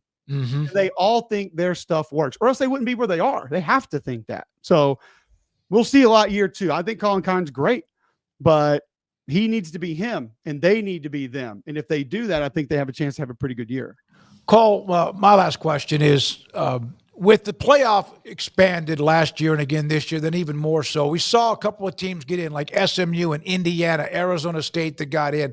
Whether anyone had thought they had a chance to win or not, and Arizona State took Texas to the wire. Do you see a non-blue blood, so to speak, logo team that can win a national championship in the way it is now? Because now you got to win even 2 or 3 or 4 more games than you did before. No, not even close. I mean, I see guys, I'm not going to call out names because I just don't want to do that. I try to go watch, specifically the SEC. I try to go watch all these guys that are transferring in. I go watch a tight end. I go watch a running back. I go watch a linebacker. And there's a lot of them that I specifically say to myself, how? Why? What's he going to do? He's not as good as the ones that they've had or the ones they have on the roster. They just need depth and they need people to take reps. Then on the flip side of that, there's certain teams that have 5, 8, 9 guys going to Power 5 schools that are playing in the Sun Belt or the WAC. And you're like, hold on a sec. They won 4 games. How is their running back, quarterback, tackle, linebacker, and safety all going to the SEC and the ACC? And they won 4 games last year. So those teams that have talent that still can't survive their own schedules, to be able to do what you just said, go win a conference championship game, get to the playoff, win 3 games there, I don't see any way. Because you're also going to get teams do what Ohio State did last year, and they are going to figure out how to turn that switch on. Because the Ohio State is such an interesting case study, and their fans don't like to hear it, so they'll get mad at this. But they should actually go watch it themselves. That offensive line did not play like that all year, and that defensive line damn sure didn't play like that all year. I watched them. They are one of the non-SEC teams that I watch every week. Now, also, I love Quinshon Judkins. I love Seth McLaughlin. So, I wanted to go watch the guys that I know that I like too. They weren't that. They were not. But something happened after the Michigan game, and the light went on, and they got it. The engine went on, and they revved it up to full speed, and it worked. So you're going to get teams that we're going to look at. That's the other part is, these people in my neck of the woods. Oh, Bama struggled. Bama was rough. Y'all know how many games Bama won last year? A bunch. Yeah, it was still quite a few games. Yeah, I was going to say, I don't even How many games do you think Georgia won last year? 10, right? 10. Yeah. Mm-hmm. But people here talk about those teams like they're on totally different ends of college football right now. There's a 1-game difference. So we haven't retrained our brains to 8 or 9 wins can still be really good in today's college football. We're not getting an undefeated team. That ain't happening. Not unless, Bezos steps up and says, I want Baylor to win it all. And I'm dying next year, so here's all my money. Go get every player you can get, all of them, and keep them and make sure, pay them more than the first round money they're going to get, and let's go win a championship. Until you get that, you're not going undefeated. You're not going to have the Miami teams of 2001 or of the late 80s. You're not going to have the Alabamas of the mid 2000s. It's not happening again. You cannot keep it together like that anymore. So to think that a smaller school with lesser athletes, lesser depth, smaller altogether could go do that, I hate saying this. Trust me, because I am for the little guy. I think there's enough to go around.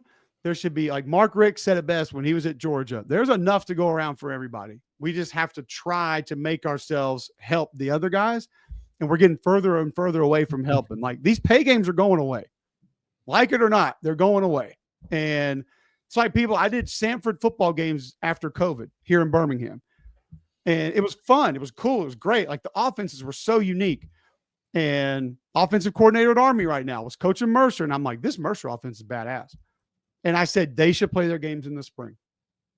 And I talked to Martin Newton about it, the athletic director. And he said, if we had our games in the spring, our attendance would go up 20% and we would cover all of our bills. But my fans are choosing to go to Alabama, Auburn, UAB games, other Mississippi State, Ole Miss. They're all drivable. Tennessee, Georgia. And so the FCS fans thought I was crazy. And they said, well, we've got to have our pay games. Well, guess what? Those are going away. Because as these conferences grow, they're going to have to pay more conference games. The only way to get the revenue money up is going to be to play more conference games. So what does that mean? You're not playing Texas A&M Commerce anymore. You're not playing Citadel anymore. You're not playing Sanford anymore. So when those go away, then what are you going to do? So I hate it for the little guy. I do. But we've gotten so far down the road, and they're just hanging on by this thread because they want that little bitty shred of revenue share that's going to be gone soon anyway. The Big Ten and the SEC are going to say, no, why are we look at it as $1 billion. And that's a massive number. And I'm just using rough numbers. Well, and we might say, well, they're only getting 6%. Well, 6% of $2 billion is a lot. And these leagues are going to start looking at that and saying, why are we giving them that? Because they don't show up in our playoff and they are not going to win a national championship. It's the same thing with basketball right now. Like wanting to get 17 and 17 conference teams in the basketball tournament, in my opinion, is egregious. It's dumb. But they know more eyeballs will show up for that. Mm-hmm. I actually disagree with that. Maybe in the first round, but not if those teams went into the fourth round. Like, we want to go watch Davidson in the fourth round. Like, we want to go watch Albany in the third round if they find a way to make it.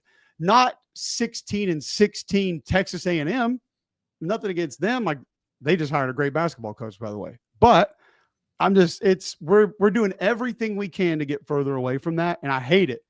But to your point, to your question, I honestly have to say no. I don't think that one of those teams could do it.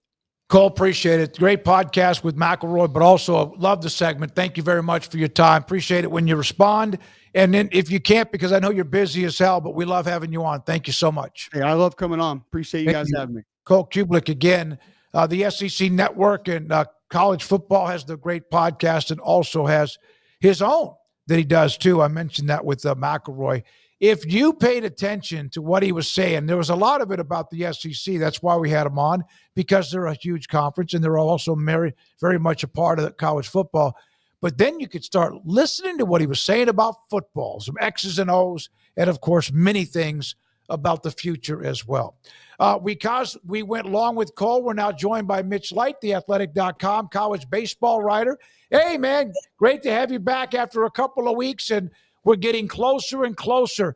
Has anybody jumped into a seed, obviously based on continuing to win, but has anyone jumped into a seed to bump somebody out as a super regional if things go well? Well, first of all, thanks for having me on. And normally you'd sit here complain about getting bumped, but Cole Cubelic, I can listen to that guy talk college football all the time. So. Absolutely, yeah, I agree. Yeah, really sharp guy. To answer your question, there hasn't been, Tennessee's a team that has tumbled in recent weeks from a surefire national seed. When I say national, I mean top 8, protected through the first 2, rounds. I'm not saying the Vols can't get there, but they have unfathomably lost 3 straight home conference series, which you would just never think possible. So they're a team. Oregon State's a team that, was top 10 by most accounts. They lost 4 straight to rival Oregon. So, a couple teams there. Texas obviously lost 3 games last week, but they're probably one of the few teams that could lose every remaining game and still be a top 8 national seed. So there'll be some movement in the final 2 weeks. And obviously we've got the conference tournaments coming up. Mitch, one of the, teams, look, and they've had a great run over the last, decade really, but Coastal Carolina had a really great weekend and they took a nice jump up. Is that one of those teams from the outside of the power that could really mess things up for somebody? Yeah, they have had a really good year. They're 24 in this. They're 20-4 in the Sun Belt, which is very good. Now the Sun Belt is top heavy this year. It's not as deep as it usually is. They beat Clemson last night in a midweek game, which really helps their RPI. I'm looking at the rest of their schedule. They play ULM 180 RPI and Old Dominion 120. So they can't. I would advise them not to slip up, but the committee likes to reward. They don't want to go all, 5 of the 8 national seeds, SEC and 3 ACC. They'd love to reward the quote unquote little guy there. They like geographical diversity. Now, Coastal Carolina doesn't necessarily give them that, but they are a team that has, they won a national championship. They've been relevant in college baseball, but they're having a very, very good year this year. And I'd be surprised right now if they are not a top 16 team. I believe they will be hosting a regional. Mitch, who are the most intriguing teams that are on thin ice right now, kind of on that precipice of in or out at this moment? Who's got your interest at this time? Well, I'm going to look to 2 conferences. The Big 12, I was just looking at now. I do a top 25 every week. I write a weekly column. I don't do a field of 64, so I'm going to defer to the guys at D1 Baseball who do a really good job. And there are 4 Big 12 teams with 3 seeds, which means most power conference teams that don't host are 2 seeds. If you're a 3 seed, you're kind of on quote unquote thin ice. Kansas, Kansas State, Cincinnati, and Arizona State are their 3 seeds. I'd say Kansas State and Cincinnati are the most bubblish of those 2 teams. And then you got to look at the SEC. 14 right now, it's looking like 14 teams could get in. Kentucky looked like a surefire team a couple of weeks ago. They got swept at Mississippi State. Of that group of 10 and 14 SEC teams, they have the worst RPI. Mississippi State fires its coach at 7 and 14. They sweep Kentucky. They're sitting at 10 and 14 now, and they're in pretty good shape. There's an interesting thing though, guys, when if you're paying attention to the bubble in the SEC. Missouri is 0 and 24. They're the worst SEC baseball team probably ever. Their RPI is in the 150s. How will in the past, a lot of fans and media like to just look at, they won 13 games they're in. They won 16 games they're going to host. I'm interested to see how the committee looks at teams that have played Missouri. Are they going to just treat those as any old SEC wins? In my opinion, they shouldn't. South Carolina is the same situation. They're not nearly as bad as Missouri, but they are clearly not very good. Like Vanderbilt, for instance, is a team here. I live in Nashville. They're the only SEC team that doesn't play Missouri or does not play South Carolina. So how are you going to judge Vanderbilt's, let's say, 16 and 14 record against the team that plays one or both of those teams? So I'm really interested to see what the committee does with that. I played golf a couple of weekends ago with a guy who's a huge Texas fan, alum, donor, etc. And he was worried. He even texted me before the A&M series. We're about to lose our first series of the season. And, I wouldn't surprise me. I mean, A&M's really good, and they've been erratic, and they've bounced back, and they lose 3 straight. He didn't say that about Arkansas, who basically bludgeoned them. What is UT? I know they lost their pitcher. They lost a hit. What is their Achilles? What is their weakness if they have one? And did we see some of that against Arkansas on the road? Yeah, well, first of all, your friend picked the wrong series, obviously. The Arkansas series had series loss written all over it. Arkansas had lost 3 straight series. I think Arkansas is the best team in the country. I think they're the most balanced team in the country. Now, I didn't think Texas would go there and I thought a sweep, not shocking, to get dominated like they did. The thing about Texas is, too, guys, their record, you can't take anything away from what they were, 19-2, but their road schedule had not been very difficult. They played at Missouri, at Mississippi State, at Kentucky before that. So again, it's always difficult to win on the road. So, and it's remarkable they lost their best pitcher, their number 1 pitcher, Jared Spencer. They lost their All-American outfielder. I would say they're not a lineup that scares you. They're not going to score a ton of runs. They've got good bullpen. They've got one of the best closers in the country. It's a very good roster. It's not an elite roster. I think if you asked coaches, one of those off-the-record anonymous things, they could list 3 or 4 SEC teams that have a better overall roster. But you know what? The point is winning games, and they're winning games. They still have a 2-game lead in the SEC. Has A&M course-corrected enough to be a factor? I think so. They are right now. They're in good shape. That series win over LSU was very, very important. They have so many good series wins that they are going to be. Now they're a team. They're the opposite of what I said. They have played both South Carolina and Missouri, but they also have series wins over some really, really good teams to offset that. Their offense is very good. Caden Sorrell is one of the guys who was out earlier in the year. I think he hit 3 home runs over the weekend. Jason Lavillette's one of the best hitters in the country. Their starting pitching hasn't been as good as it was early in the year, but they're one of those teams. I hate this phrase. Oh, no one wants to play them. Mm-hmm. Everyone uses that if you have a brand name, but clearly Texas A&M is a team like Florida last year that had a ton of talent that all they need to do is get in, and they could clearly make a deep run. So they're in. Right? No matter what they do, no matter what happens, the rest of there's not much time left in the regular season. They're starting the tournament here pretty soon. They're going to be in. They're 10 and 14. They play Missouri this week. Right. Okay. You don't want to lose to Missouri. What's your RPI? And they go to Georgia, which is one of the most Jekyll and Hyde teams in the country. Great at home, struggled on the road. They struggle on the road. So going to Georgia will not be easy. So let's say they sweep Missouri, they get to 13 and 14. I wouldn't want to get swept at Georgia. I wouldn't feel great, but if they win one of those games at Georgia, I think if they go 4-2 down the stretch, they're in great shape. But then the SEC tournament is an opportunity for some really good wins for a lot of teams. But one thing's interesting this year, for SEC tournament, single elimination. It's the first year it's been like that across the board because they're allowing, all 16 teams are in now. So that's going to be kind of a new format there. So if I were a betting man, I would say Texas A&M is going to make it. But to say they're in, no doubt about it, I clearly wouldn't say that when you're 10-14 in the league.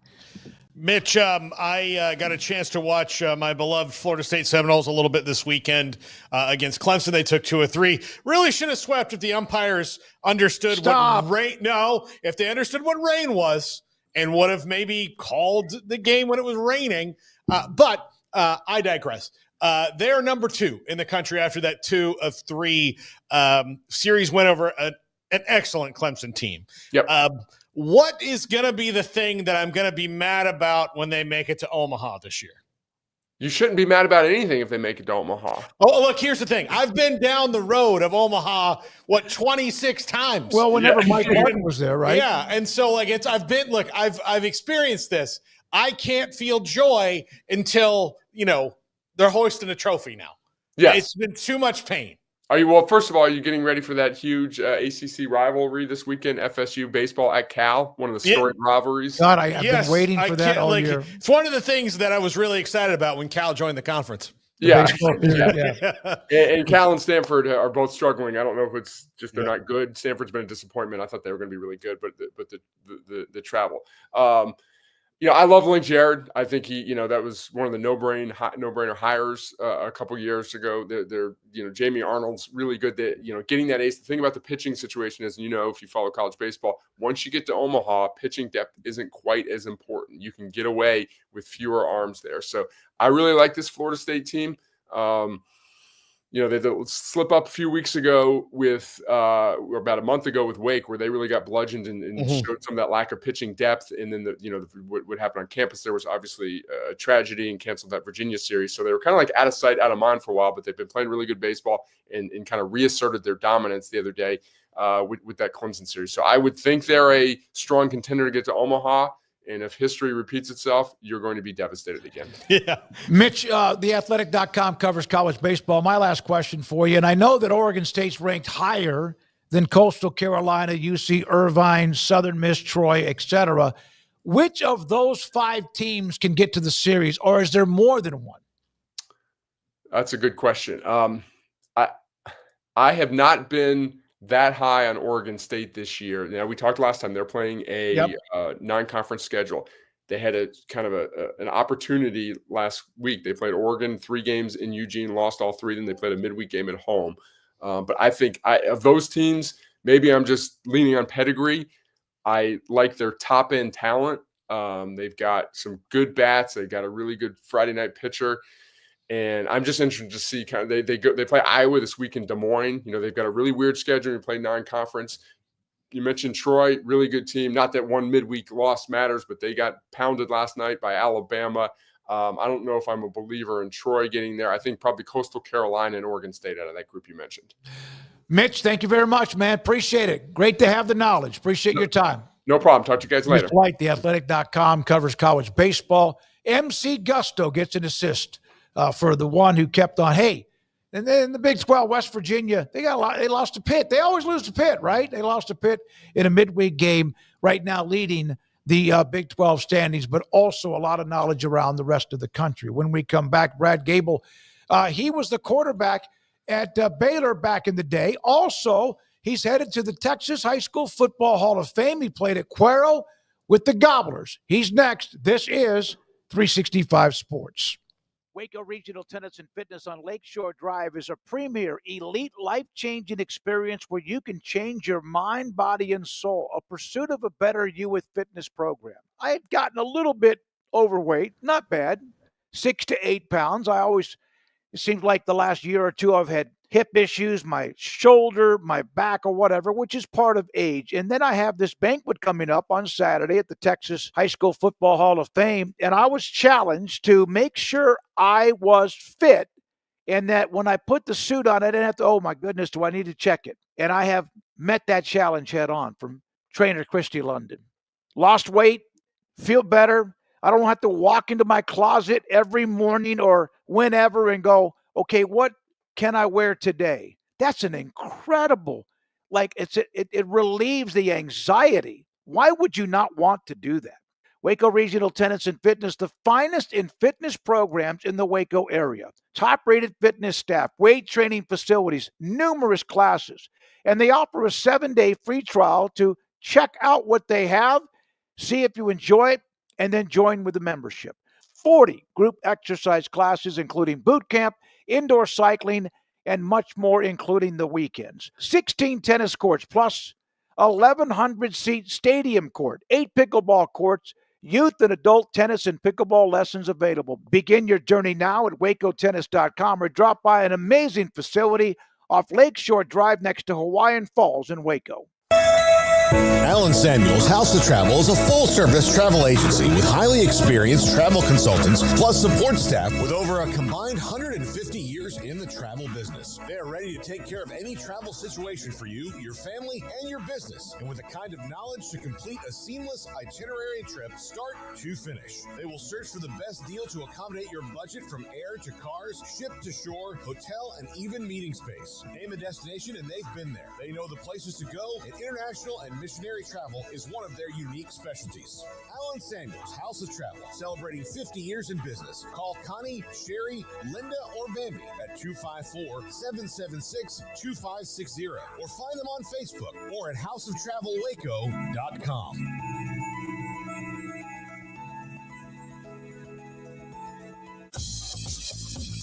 Baylor Scott & White Southwest Sports Medicine Orthopedics, the team physicians for Baylor Athletics, diagnosing and treating all sports-related injuries, including concussions. These specialists also provide orthopedic services for athletes and non-athletes alike, whether it's knee or shoulder pain, a wrist injury, orthopedic spine care, and even an arthritis and total joint clinic. Trust the doctors Baylor Athletics trust. Baylor Scott & White Southwest Sports Medicine Orthopedics wants to get you back in the game. With so many companies and policies out there, it gets so confusing shopping for insurance, and I never know if I'm getting the policy that's right for me. Luckily, I met the team at the Ineligible Group Insurance Agency. With the Ineligible Group, you can go to one company and get access to coverage options from many insurance carriers, and you get to speak to a real person about your specific coverage needs. With the Ineligible Group, I know I'm getting the right coverage at the right price. If you need insurance, talk to the experts at the Ineligible Group at 1-800-258-8302.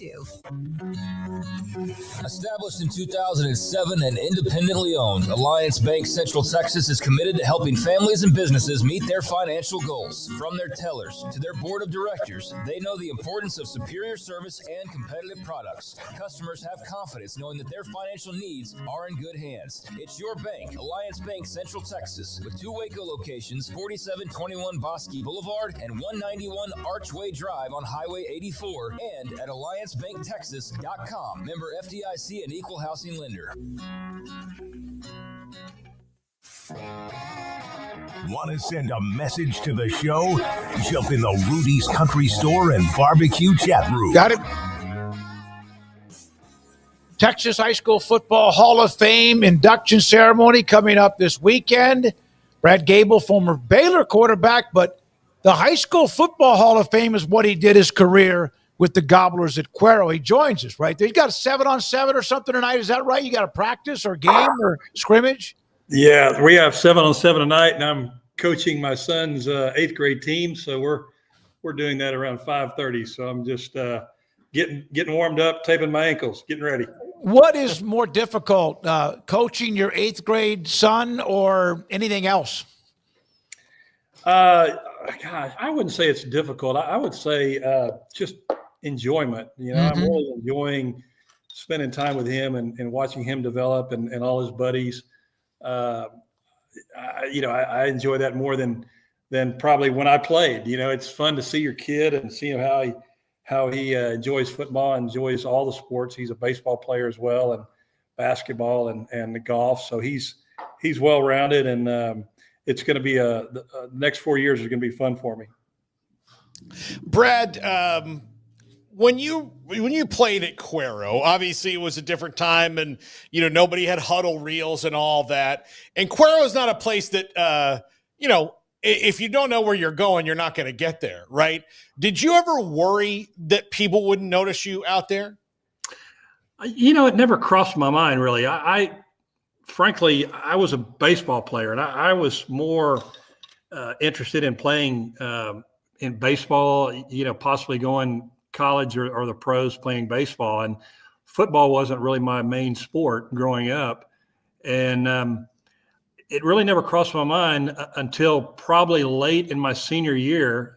We were having a great season, and I started getting a few letters from different Division I colleges. And it was, recruiting back then was, it was just about getting a few letters, and that's all it amounted to, So it wasn't high on my list. And frankly, I was a Aggie growing up, lived in the country, and was in 4-H at FFA, and thought I'd just go to A&M and be a regular student early on until, things happened. Things happened to, sophomore, junior, senior year there at Cuero that really shaped the rest of my life.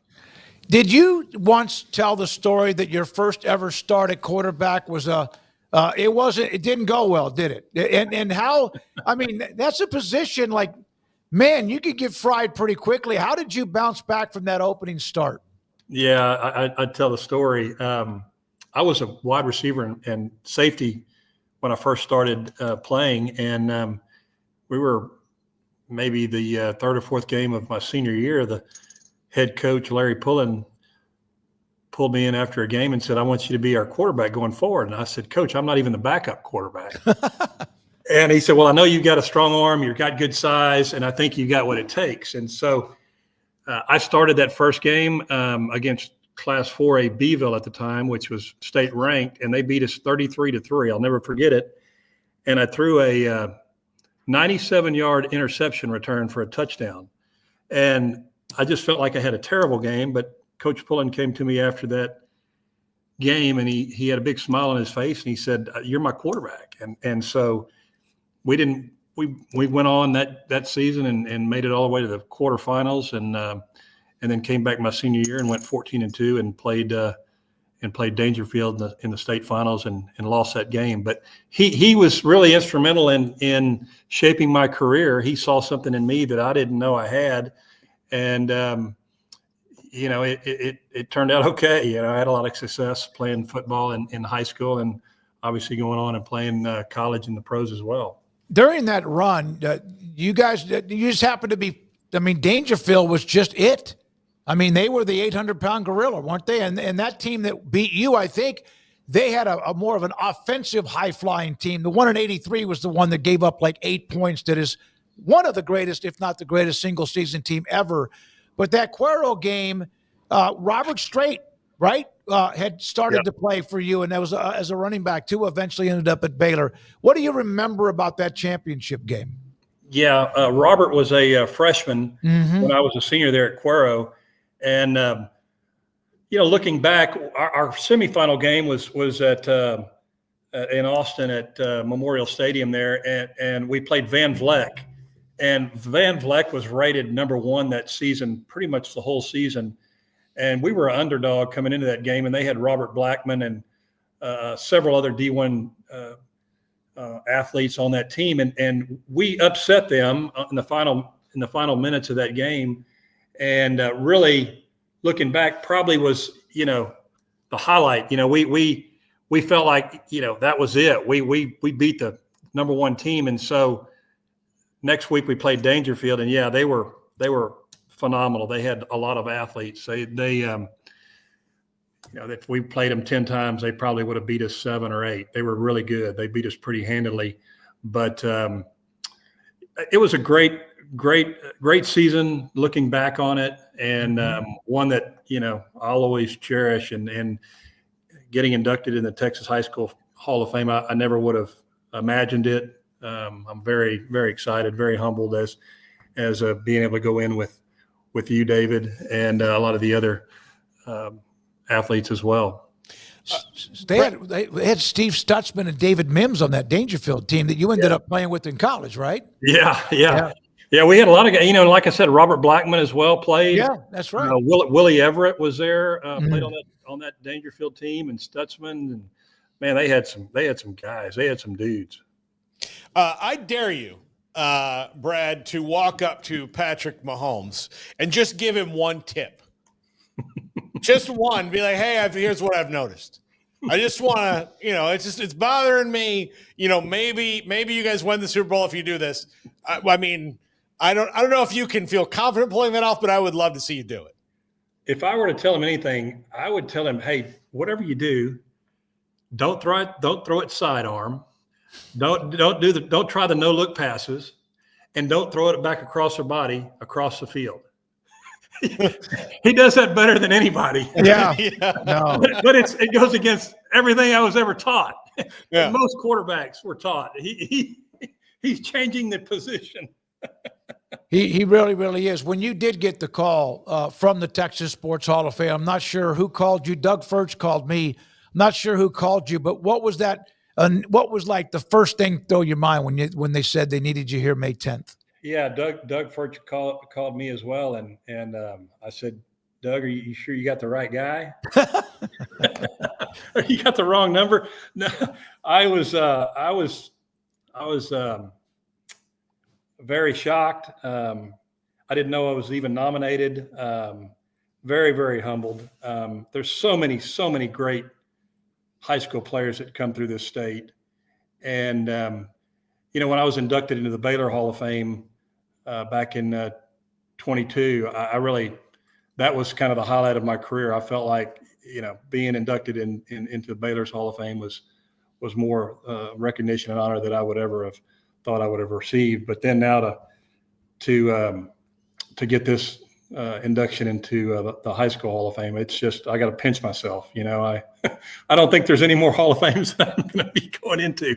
Definitely not the NFL Hall of Fame. So extremely excited. Last thing, and thanks for your time. I know you got to go do what you do. And Cuero's a place that's there's a standard. I didn't mean it was always that way, but there's a standard. When you guys were there in the mid-'80s, what they did before that, what they did, like in the last few years with a young man that ended up being a star that went to the University of Texas. What is that standard at Cuero? Just a great community. I think just the pride and the tradition over the years. When I was young, a youngster, pre-teenage years, I remember the teams in the 70s, and I remember watching those back in the day, and just so excited, and then to actually be a part of it. And then they've carried on. They've had great teams in the 80s, 90s, 2000s, and even just a few years ago. I mean, it's a community, it's a support, it's knowing and expecting to be great, and they work at it. They work really hard. I remember a few years ago, I went down there to see my mom and dad, and there was a marquee there at the First Baptist Church, and it was in the summer, and it said, the road to state starts in 2 weeks. It was on the marquee at the First Baptist Church, So, 2-a-days started in 2 weeks, and they were putting it up there on the church marquee. So it just goes to show you that the town expects it, the kids expect it, they work hard. It's the coaches and the community. And frankly, being here in Marble Falls, we're trying to get that going here. Marble Falls has had some great teams over the years, and my son being part of it, we're out there working. We're talking to these kids. We're trying to get that community support and that excitement going here. We're in a tough district next year again with Brownwood and Stephenville, so we've got our hands full. But we're going to turn it around, and we're going to keep it going and get this train rolling. And I'm excited for my son and all the guys here, all the Mustangs. I had one question in the chat. What were your FFA animals? What? I kind of did it all. I had chickens and sheep and hogs, and I think kind of ended up as I got older. I had two brothers as well. We raised heifers and steers. So as I got bigger, my animals got bigger. Does that make sense? Thank you, Brad. Have fun tonight. Enjoy coaching your son. Appreciate your time a lot. Congratulations. We'll see you Saturday evening. Yeah, same to you, David. I look forward to seeing you this weekend. Yes, sir. Brad Gable from Cuero, the Gobblers, and eventually got the call as well to be a part of the Texas High School Football Hall of Fame, and we appreciate his time.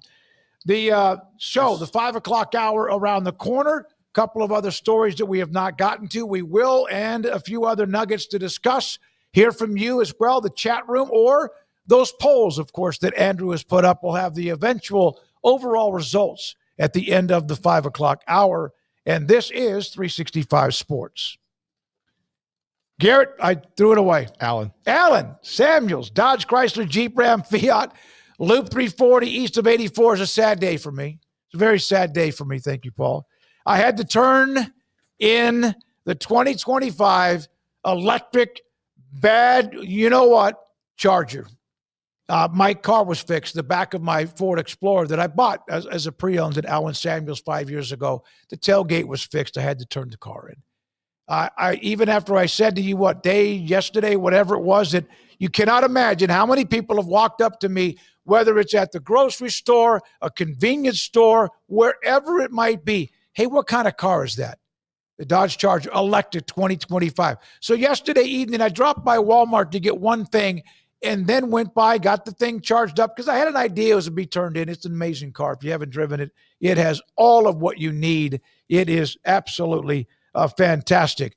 It's Allen Samuels, Dodge, Chrysler, Jeep, Ram, Fiat. Ted Teague is the general manager and CEO. And, of course, they always have a few extra incentives and discounts and more. Right now, $11,000 off MSRP on the select new Ram 1500 Lone Star models. $11,000 off.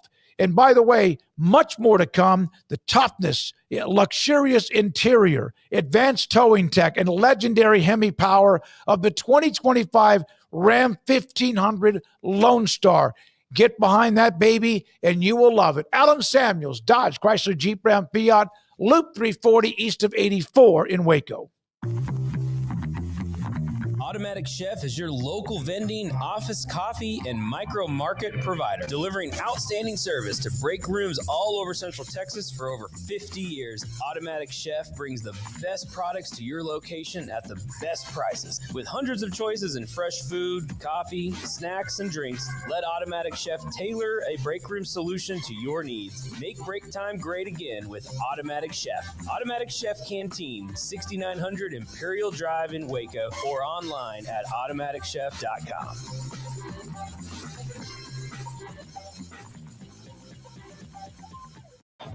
Baylor alumni are more than 160,000 strong. When we all join hands to support our university, we don't just move the needle, we move mountains. Working together, we create life-changing opportunities for students on the field, in the classroom, in the laboratory, and in life for generations to come. So get connected, get involved.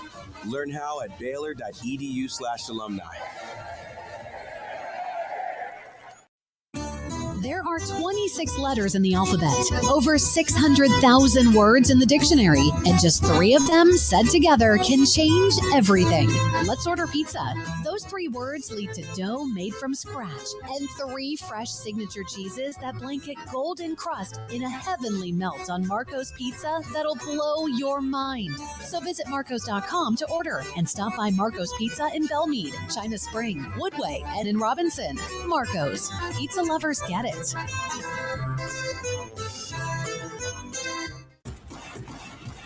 Penny Clinic Men's Healthcare in Woodway is now proud to offer you men an exceptional weight management body sculpting product called semaglutide, also known as Ozempic or Wegovy.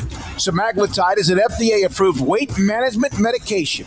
Once-a-week injections of this powerful medication offers an average body fat weight loss of 20% within the first year of treatment. In addition to body sculpting, semaglutide also normalizes blood sugars and has the clinical research proof of reducing blood pressure, cholesterol, stroke, and heart attack risk. If you're like most men and you have stubborn fat that will just not respond to typical diets and exercise, then help is finally here. Semaglutide, affordable, highly effective. Google search Penny Clinic Waco and reach out to the Penny Clinic team today for a free consultation with Dr. Petty to see if semaglutide is right for you. Go to pennycliniclowt.com.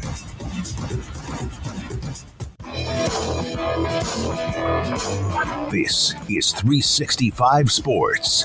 Enjoying the show? Hit the like button and subscribe. 365 Sports, we will show you what will be a full-page newspaper ad in the Waco Tribune-Herald coming up on Sunday of the 15th annual Academic All-Stars team, so you can see who we have selected. We'll do that in this hour, too. We'll have Paul's Top 5, also the polls by Andrew, and the results from your voting. Craig Smoak, we're in the Big Ten as far as our schedules. We've checked off the Big 12. We have checked off the ACC, and we're now early on in the Big Ten, and the Hawkeyes with Kirk Ferentz are on the clock.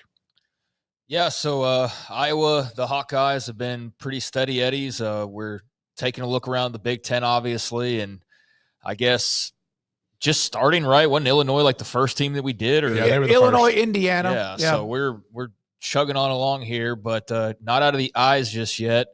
The Hawkeyes, obviously, for those who have tuned in previously to these, just look arounds. This is not full-on, full-fledged breakdown and predictions and all of that. It's just a look at the schedule. So with that in mind, it's a year where Iowa should win 10 games. If history since 2019, which is a short sample size, I know, but if it's any indication, because they won 10 in 2019, 6 the following year, 10 in 21, 8 the following year, 10 in 23, 8 the following year. No. So 10, right? This year, you got to win 10 games to keep the streak alive and keep it going. But they've been steady eddies under Kirk Ferentz for a long time now.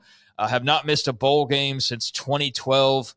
Which is a terrific feat as well. And just real curious of where they fit in the big picture, especially when you got other teams that emerged like Indiana last year, or even in Illinois, and then you've got all of the new schools that came in and started making impacts right away, like in Oregon. So, what is in store for the Hawkeyes? We don't know, but we do know what order they will be mowing through the schedule. And so let's start off with that and get into this Iowa 2025 schedule. And things start off on August the 30th at home against Albany, who we've seen a couple of times around here. I think they made a trip here once or twice.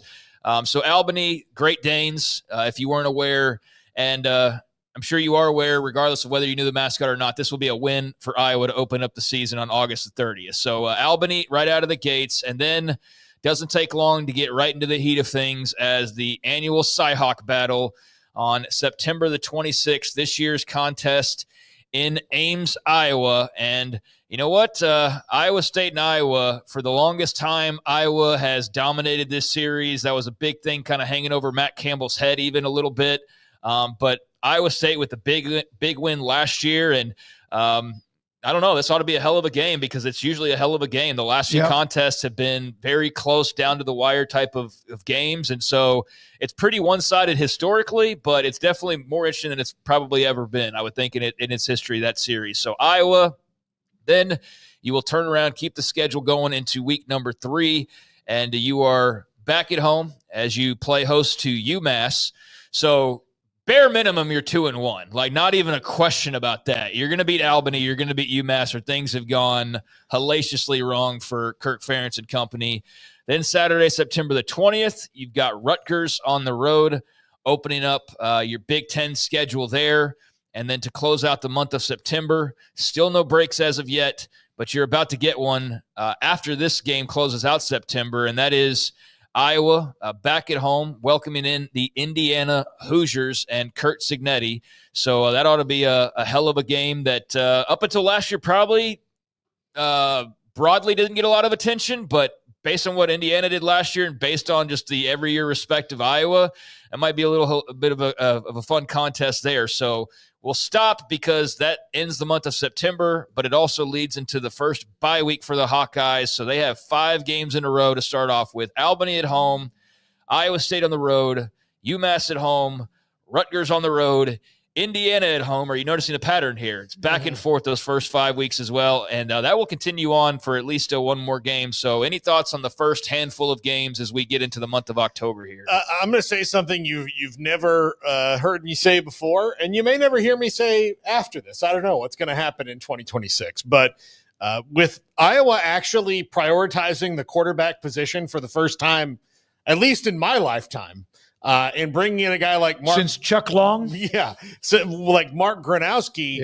I'm very excited to watch them this year in C, because he was very accomplished, at the FCS level, won a ton of games, and steps into a system that is, especially the way that they're going to run it, that is very a very easy transition from FCS to FBS, especially to the Big Ten and big time college football. So, I think this team, is very likely 3-2 and 4-1 out of the first 5. I don't think that they'll be 5-0.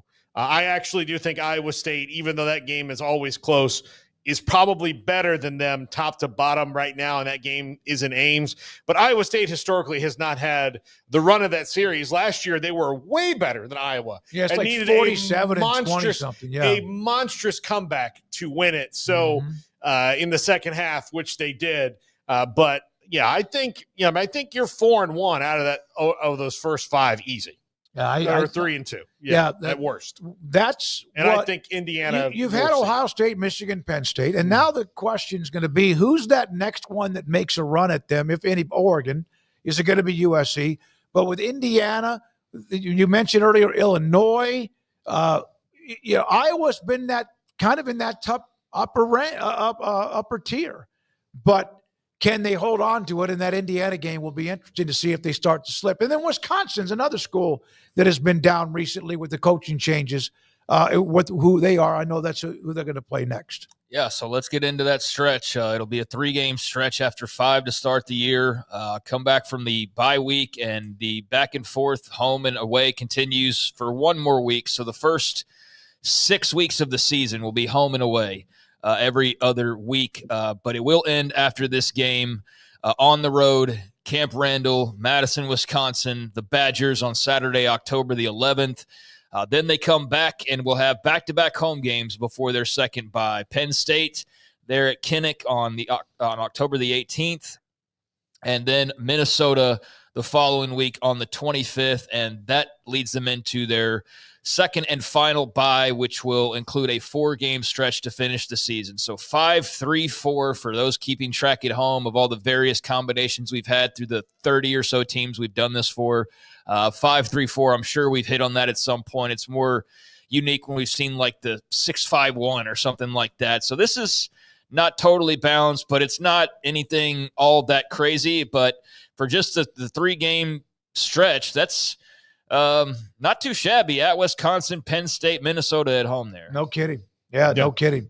Yeah, and look, if you can knock off Penn State at home, you're going to start, getting some CFP vibes at that point. I don't think that happens until if and when they do that.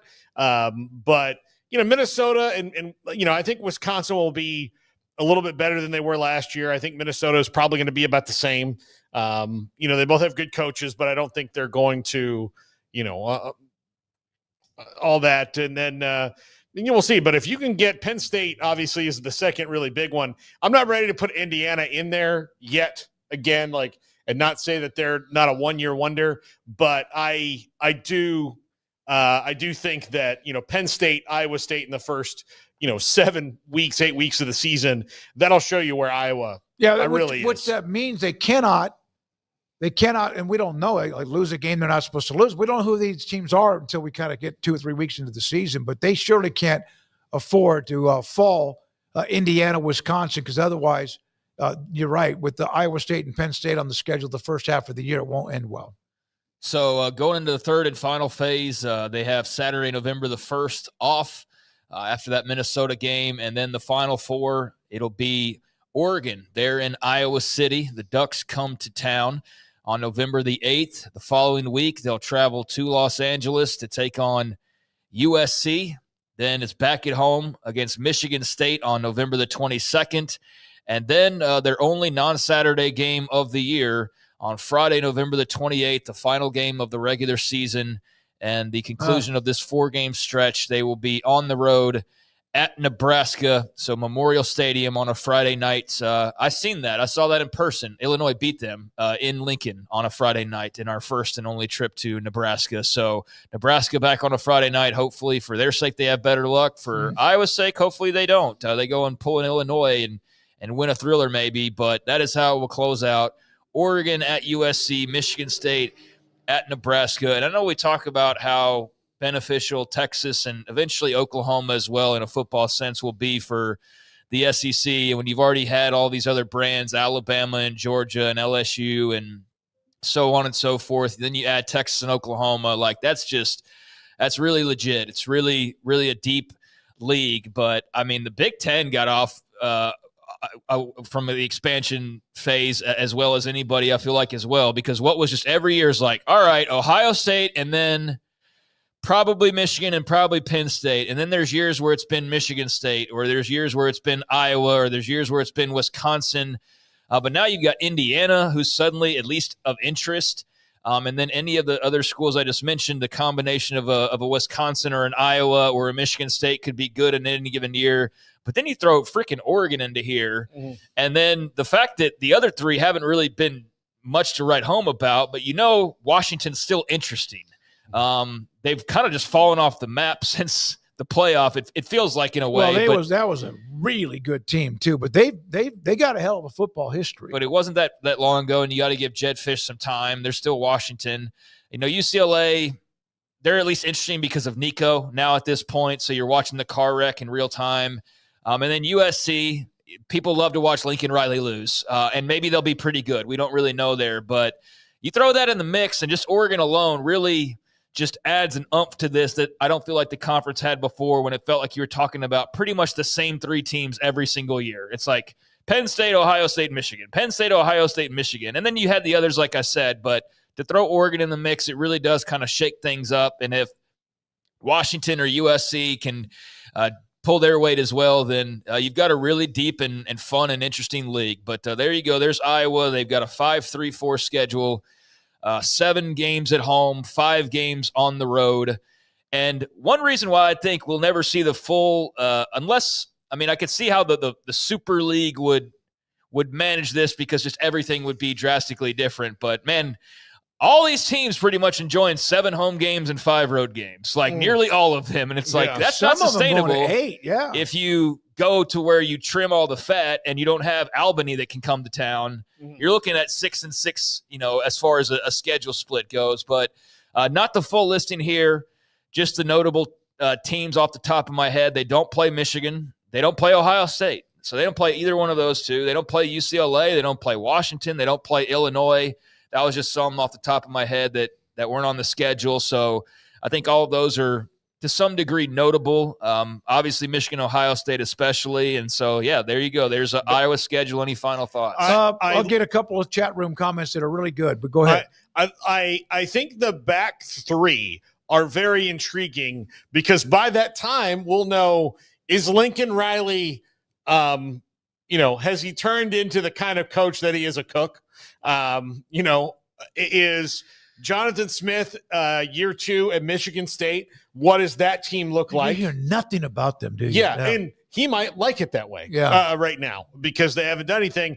And then to end the season in Lincoln. Don't stop. But what they've won 10 of the last 12 against Nebraska. Yeah, but some of the most excruciating ways, dumbest ways to lose a game. And there's also not been a Dylan Raiola in year 2. Well, there was last year. Man, he was blinged out at Monday Night Raw the other night, boy. He was there front row, right behind the announcers with Matt Rule and another player whose name's escaping me at the moment. And all I could see is when the 2 players stood up, was just the bling shining on those cameras. Matt Rule was having a ball. They were living it up behind the announcers table there. So get rid of the bling and win. But yeah, well, exactly. But what does that look like? Because the back 3 are all in really interesting transitional phases right now. And look, Oregon's not. I mean, but they're going to have a new quarterback this year, so that could be something. They're all capable of being unbelievable. They're all capable of being really good teams. Yeah. Like if historically. So if USC and Michigan State and Nebraska can somehow find a spark, then you're looking at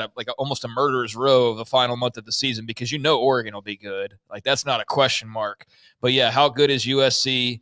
How good's Michigan State? How good's Nebraska? And 2 of those are trips. I mean, you're going to LA and you're going to Lincoln. So yeah, what were you going to say? No, I'm just saying they've won 10 of the last 12. Here's Fong Wei Reldman in the chat room. Yeah, Iowa usually wins their 3 non-conference, except occasionally a loss to Iowa State. And they've kind of run that series for a long time, losing, though, the last, I think, 2 of the last 3. Then they beat at least 3 conference passes, nothing special. But they've been able to get to that 10-2, as you've mentioned, and even go to the Rose Bowl occasionally. Somebody brought up they had a quarterback from Baytown. It was Drew Tate. Somebody asked in that chat room, a former really great high school player. Drew Tate was there for quite some time. Paxton, whoever wins Iowa and Nebraska will end up at number 25, at least at the end of the weekend in that poll. Yeah, that'll be a Friday game there, lining up right with the end of November and Thanksgiving and all of that. So that ought to be a fun game with, some potential ramifications. We'll see. I know we've got the ultimate pessimist here for Nebraska football, so there's not like good vibes when they're brought up around here. There are millions of us.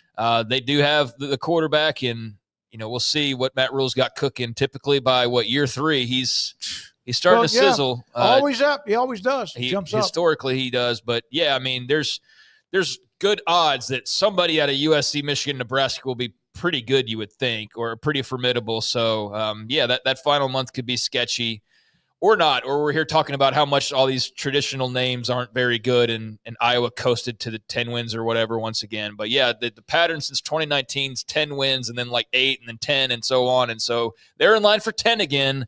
Do you see 10 wins on this schedule? I don't. I don't think that pattern is going to hold. But I do think that there's, an 8-win season, something like that, 7 wins, something like that is probably where I would fall just in the on-paper exercise right now. Can I release some straight? Craig, is that it for Iowa? Yeah, that's pretty much it. Can I just release some anxiety? You've done it for like months now with Florida State, right?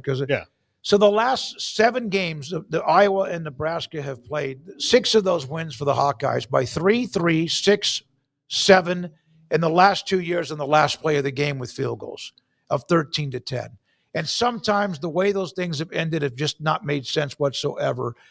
Those are the games Nebraska's been losing, along with Minnesota, and Indiana beat the shit out of them last year and a few other teams. So I know we're talking about Iowa, but Iowa always finds a way. They've owned that series. Well, and I'll have the Cyhawk circled because that's just a game that seems to be pretty crazy. And the last several years, since 2017, 44-41, Iowa wins. The following year, 13-3, Iowa wins. 18-17, Iowa wins. 2021, 27-17. That feels like a blowout. 27-17. Iowa wins. And then finally, here of late, 10-7, Iowa State wins. 20-13, Iowa wins. And then last year, crazy, 20-19. So didn't they kick a field goal on the last play of the game? Yeah, those games aren't for the faint of heart, and I expect that to be the case again this year. Yeah, I agree. By the way, somebody asked me, I brought up a young man from Cuero that played at Texas who was a great player, Jordan Whittington. Yeah. Hell of a player. Was an MVP of the state championship game back when Cuero won their last state in the NFL championship. right now. Yep. Who's he play for? I forget. The Rams. Yeah. Plays for the I liked him too. And he had to kind of battle some stuff on and off with some nagging injuries when he was at the University of Texas. All right, when we come back, more to get to. Garrett, let's show when we get back the full page ad of the Academic All-Stars. We'll honor them a week from tonight at the Baylor Club and much more. This is 365 Sports. Ideal MRI, good friend Dr. Rob Maxey and his partners have a business that is wonderful for you, the customer. Okay, everybody says that. $497 is the cost of an MRI. $497. The average is well over $1,000, usually about $1,100 or so for an MRI, depending on where you go. Theirs is $497. They will take care of you. If you have something your doctor wants a better look at, wants evidence, it's like they say in college football, the film don't lie. Neither does an MRI. It will show whether you have something that's torn, or something that's aggravated, or something that's fine. So then you find out, okay, well, that's not creating this problem. Then maybe it's something else. I have been inside their machine a lot as I've gotten into my mid-60s. Things started to break down a little bit more, including the last time it was because my left shoulder blade was a constant, just nauseating pain. and it basically was a muscle spasm that for whatever reason decided to act up because of something that was in my neck. So that is why you can go to Ideal MRI. That's how they found out what was aggravating it so badly. And thank God they found the issue, because it's been a lot better in the last 5 or 6 weeks. Ideal MRI in the Central Texas marketplace off I-35 in Waco. In our logo and advertising, we say we are people that you can count on. What does that mean? It starts with providing a quality vehicle and quality service at a fair price. But it also means we do what we say we will do, and we treat people fairly with respect. It starts by hiring great people, good local folks who work hard with a caring attitude. Our employees are the real reason we are people that you can count on. Put us to the test and see for yourself that at Richard Carr Motors, we are people you can count on. Parenting is full of surprises. You never know what to expect. So after our son was born, I called my Texas Farm Bureau insurance agent to set up a life insurance policy in case something happened to me. Sawyer is now 2. And we'll soon have a sister. There's no one else I would trust with protecting my family. Stop by and see our agents at one of our 3 McLennan County locations. Coverage and discounts are subject to qualifications and policy terms and may vary by situation. Developed by Startup Waco, a nonprofit organization, GXG is a program designed to support the entrepreneurial development of Baylor University student athletes through NIL activations. The program helps student athletes maximize their platforms and offers a comprehensive support system for them to create and grow new businesses that not only benefit themselves, but also uplift the local economy. Fans who wish to support student athletes can donate to GXG via the GXG NIL Fund, BaylorBears.com/GXG. Contributions to support NIL activations through GXG can be made at BaylorBears.com/GXG. For more information, follow at GXG_GreenXGold on social media and visit the official website www.gxg.startupwaco.com. GXG, empowering student athlete entrepreneurship and uplifting the local economy through NIL activations.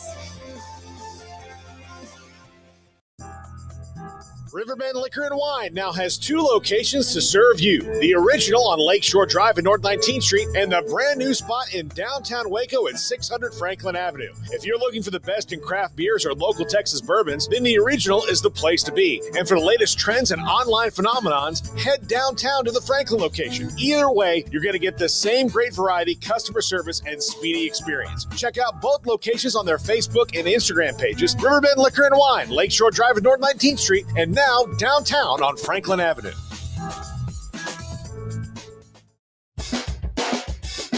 This is 365 Sports. Check out the 365 Sports family of channels on YouTube. As a lot of you that have watched this show, depending on how many long years, but 5+ years now, every year in mid-May, and it's a process that starts in late January, we try to find 20 amazing, elite, high-level, excellent, all those words, student athletes. It's still a big deal. I know sometimes we wonder, but it is.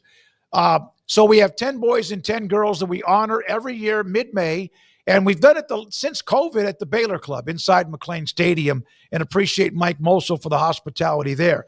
So we send out nominations to like 88 or 95 schools in the greater Central Texas area. And they're allowed, each school, to send in 1 boy, 1 girl with criteria. Have to have a 90 or better grade point average, have to be involved in athletics. You can be involved in other extracurricular activities as far as the band or et cetera too. And sometimes there are the smaller schools. And your grade point average is not it. You don't have to be the valedictorian. You don't have to be the all-state quarterback. Sometimes they're both. So we announced our team a week ago. And here it is on this show announcing the team. 2025, you see Zane Borland. I'm not going to name everybody. Rocky Crooks, by the way, he's going to the Air Force Academy, played at Harker Heights. There are the names. Julie He, she was going to go to Stanford, but I wish I had it with me. She's going to one of the highest major at Texas Tech, but it's like something you don't get into with what she's going to major in. It sure as hell better be, because Stanford and Texas Tech, No, with all due respect. No, I know. No, I know. And she's the valedictorian at Belton High School, but it's like one of those business schools that it's hard to get into, and she's going to go do that. Also, here are some of the others, and I'm not naming all of them, but there are others. You see Joseph McMurtry, his dad was a baseball player. Remember him as a baseball player at the major league level. Craig McMurtry. Yes. He's a coach at Temple College. Yes. Yeah. Then you see Landry Pick from Riesel. Then there's Addison Posey from Fairfield. And then Emma Cada. I did call her and make sure I got the name right. Paul, you picked out Emma, didn't you? Remember you? I thought she was very her resume was unbelievable. It was like one of those things. The Stanford girl whose name escapes me right now, Julie He, and Emma particularly, where when you go through these things, there's 70 overall. I think you gave me this year to look through between the boys and the girls, and so you're going through 70 in one night, and so they can all start to kind of run together. And when you have one that's like, and I'm not knocking anybody, these are all outstanding students. So when you have somebody that had her resume, it's like, okay then. Yeah. That's she's a fantastic. By the way, I got the information on Julie here. I had to do that because of what I brought up. She was also a highly rated tennis player and also powerlifting.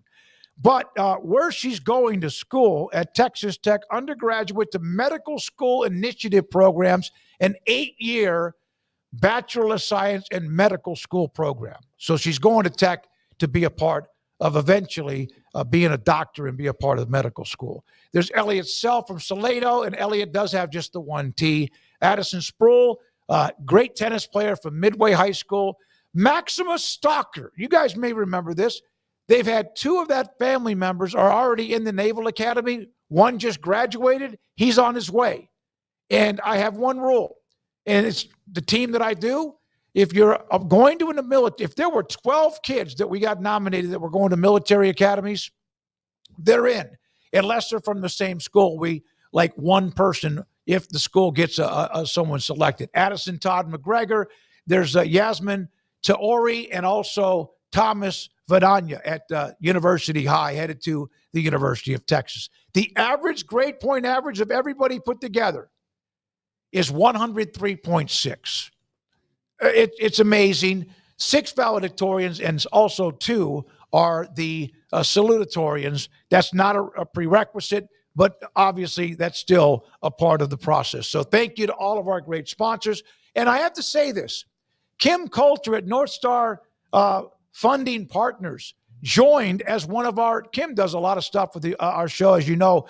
He joined as one of our financial sponsors of the show, of the All-Star team. So thank you, Kim. We have the logos and everything else. Our banquet, Texas Farm Bureau Insurance, and also Westdale Asset Management, 2 of the heavy hitters when it comes to what we do with the Academic All-Stars every single year. Thank you to Derek Tonkin and Jack McKenzie, who have been a part of what we do. Jack now with Sikkim 365 exclusively for doing some work for us as well. So that's next Wednesday. We will do that banquet.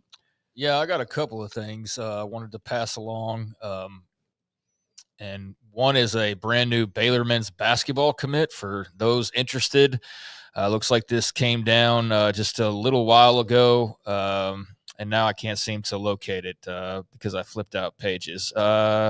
Ramon Sioye, center, 6'10", from Blair Academy, New Jersey, has committed to Scott Drew as a part of the 2025 recruiting class. So they got a big man coming in from 6'10", high school ranks. 6'10" kid, yeah.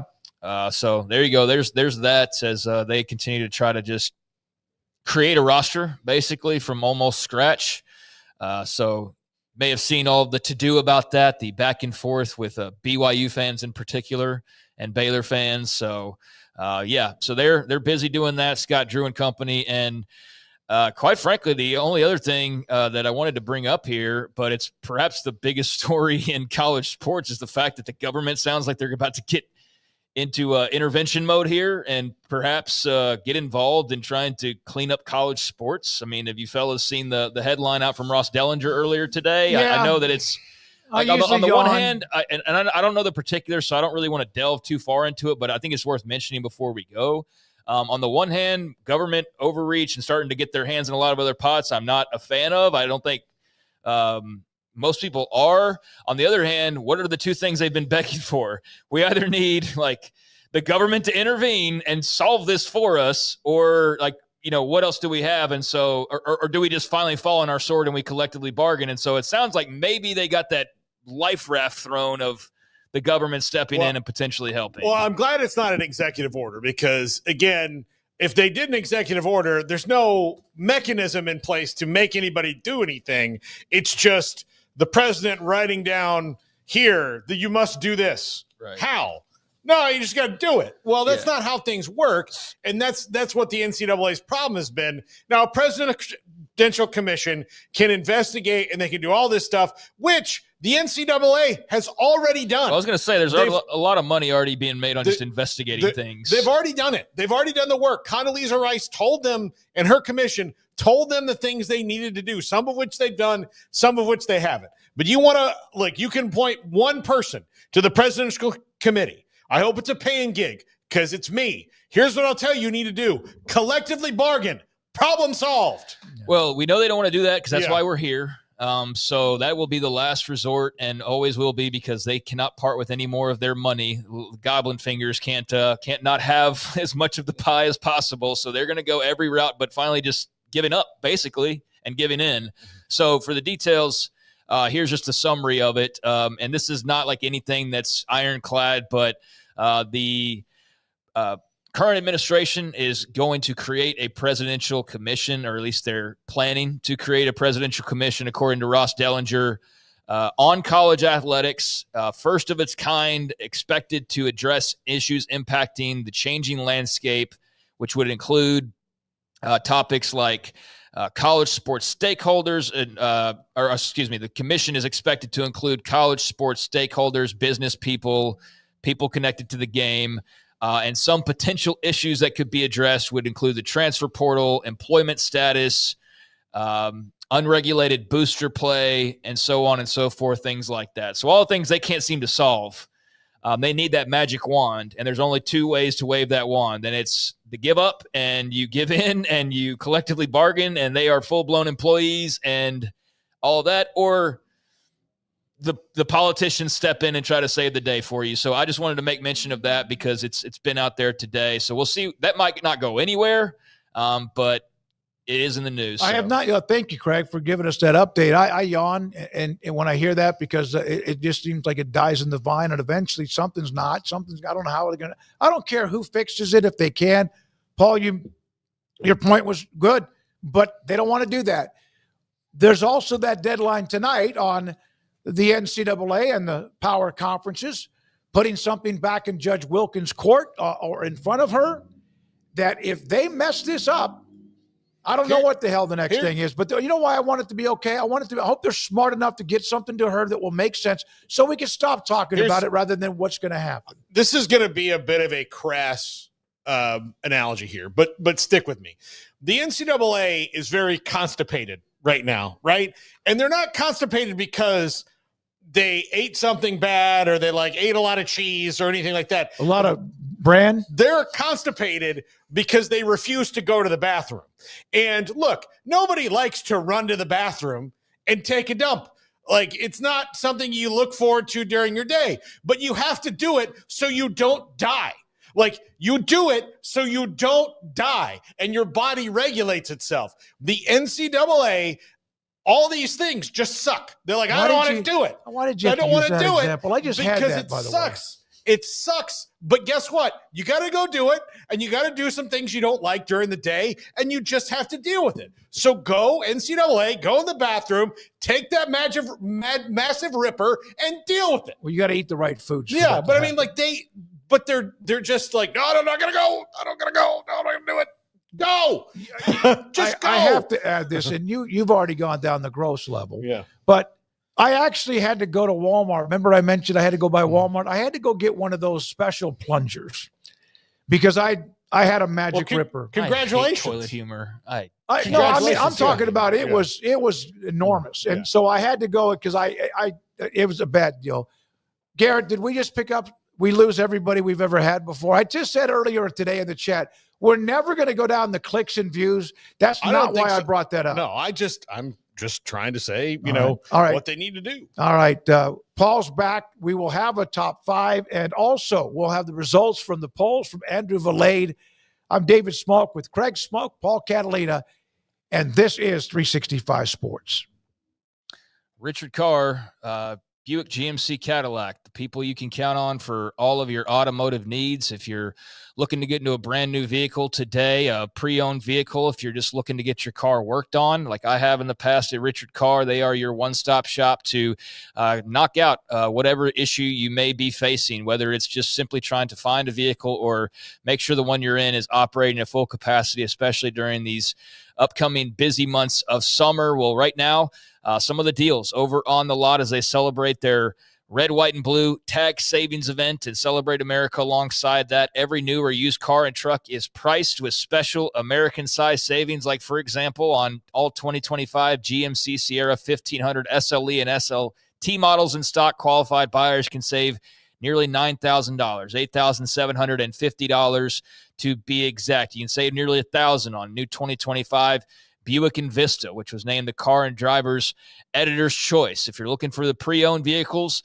right now during the red, white, and blue sales tag event, you can find hundreds of cars priced to move for your upcoming travel or just getting around as you normally would. All pre-owns are having undergone, a 172-point inspection, so you have the peace of mind when you get into any pre-owned over at Richard Carr, and their goal is always 100% credit approval. So thousands in savings off right now on new vehicles, hundreds of used vehicles in stock and in tip-top shape. They're locally owned, locally run, celebrating 26 years of business in Waco. Do business with a dealership that gives back to the local community and deal with people you can count on at Richard Carr, Buick GMC Cadillac.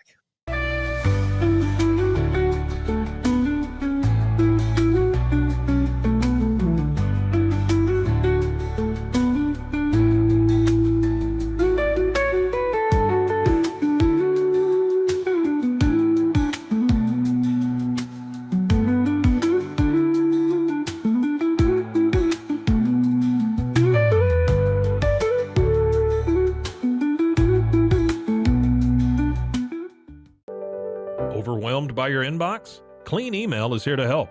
Organize, clean, and manage your emails with powerful automation tools. Say goodbye to spam and clutter and enjoy a stress-free inbox. Try Clean Email today at cleanemail.com. That's CLEAN email.com. Founded in 1910, Samsonite is the world leader in durable, high-quality luggage and travel accessories. Made to the highest standards, our products won't let you down. We give you the confidence to get out there and explore. Inspired by the past, devoted to the present, and built to inspire a multi-generational future, Samsonite is here to elevate your journey. Travel with Samsonite and pack confidence every step of the way. Shop now at shop.samsonite.com. Samsonite.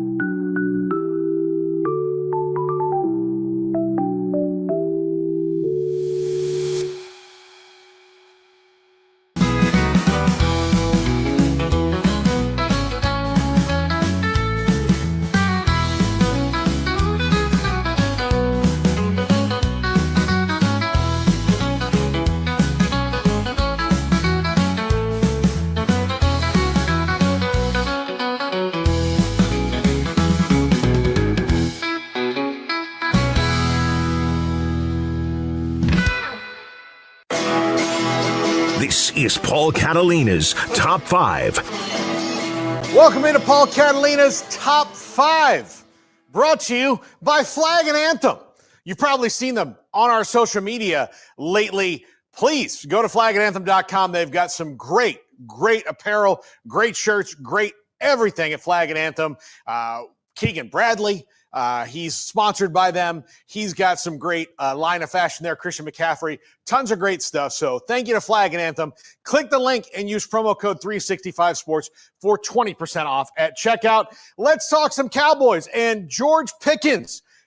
Questions after the acquisition of George Pickens, which, look, the Cowboys can't do anything that's not yin and yang, right? So yin, let's say positive, hey, they got aggressive and went and filled a need with a player who's really talented. Negative, it's George Pickens, who has been immature, to say the least, at times. In fact, getting in a fight with former Cowboy Jordan Lewis in a game just last year. So let's dive into the things that they have to answer now that they've done that. And relatively for a Cowboys offseason, this has been a good one. But again, we'll wait and see. Number 5,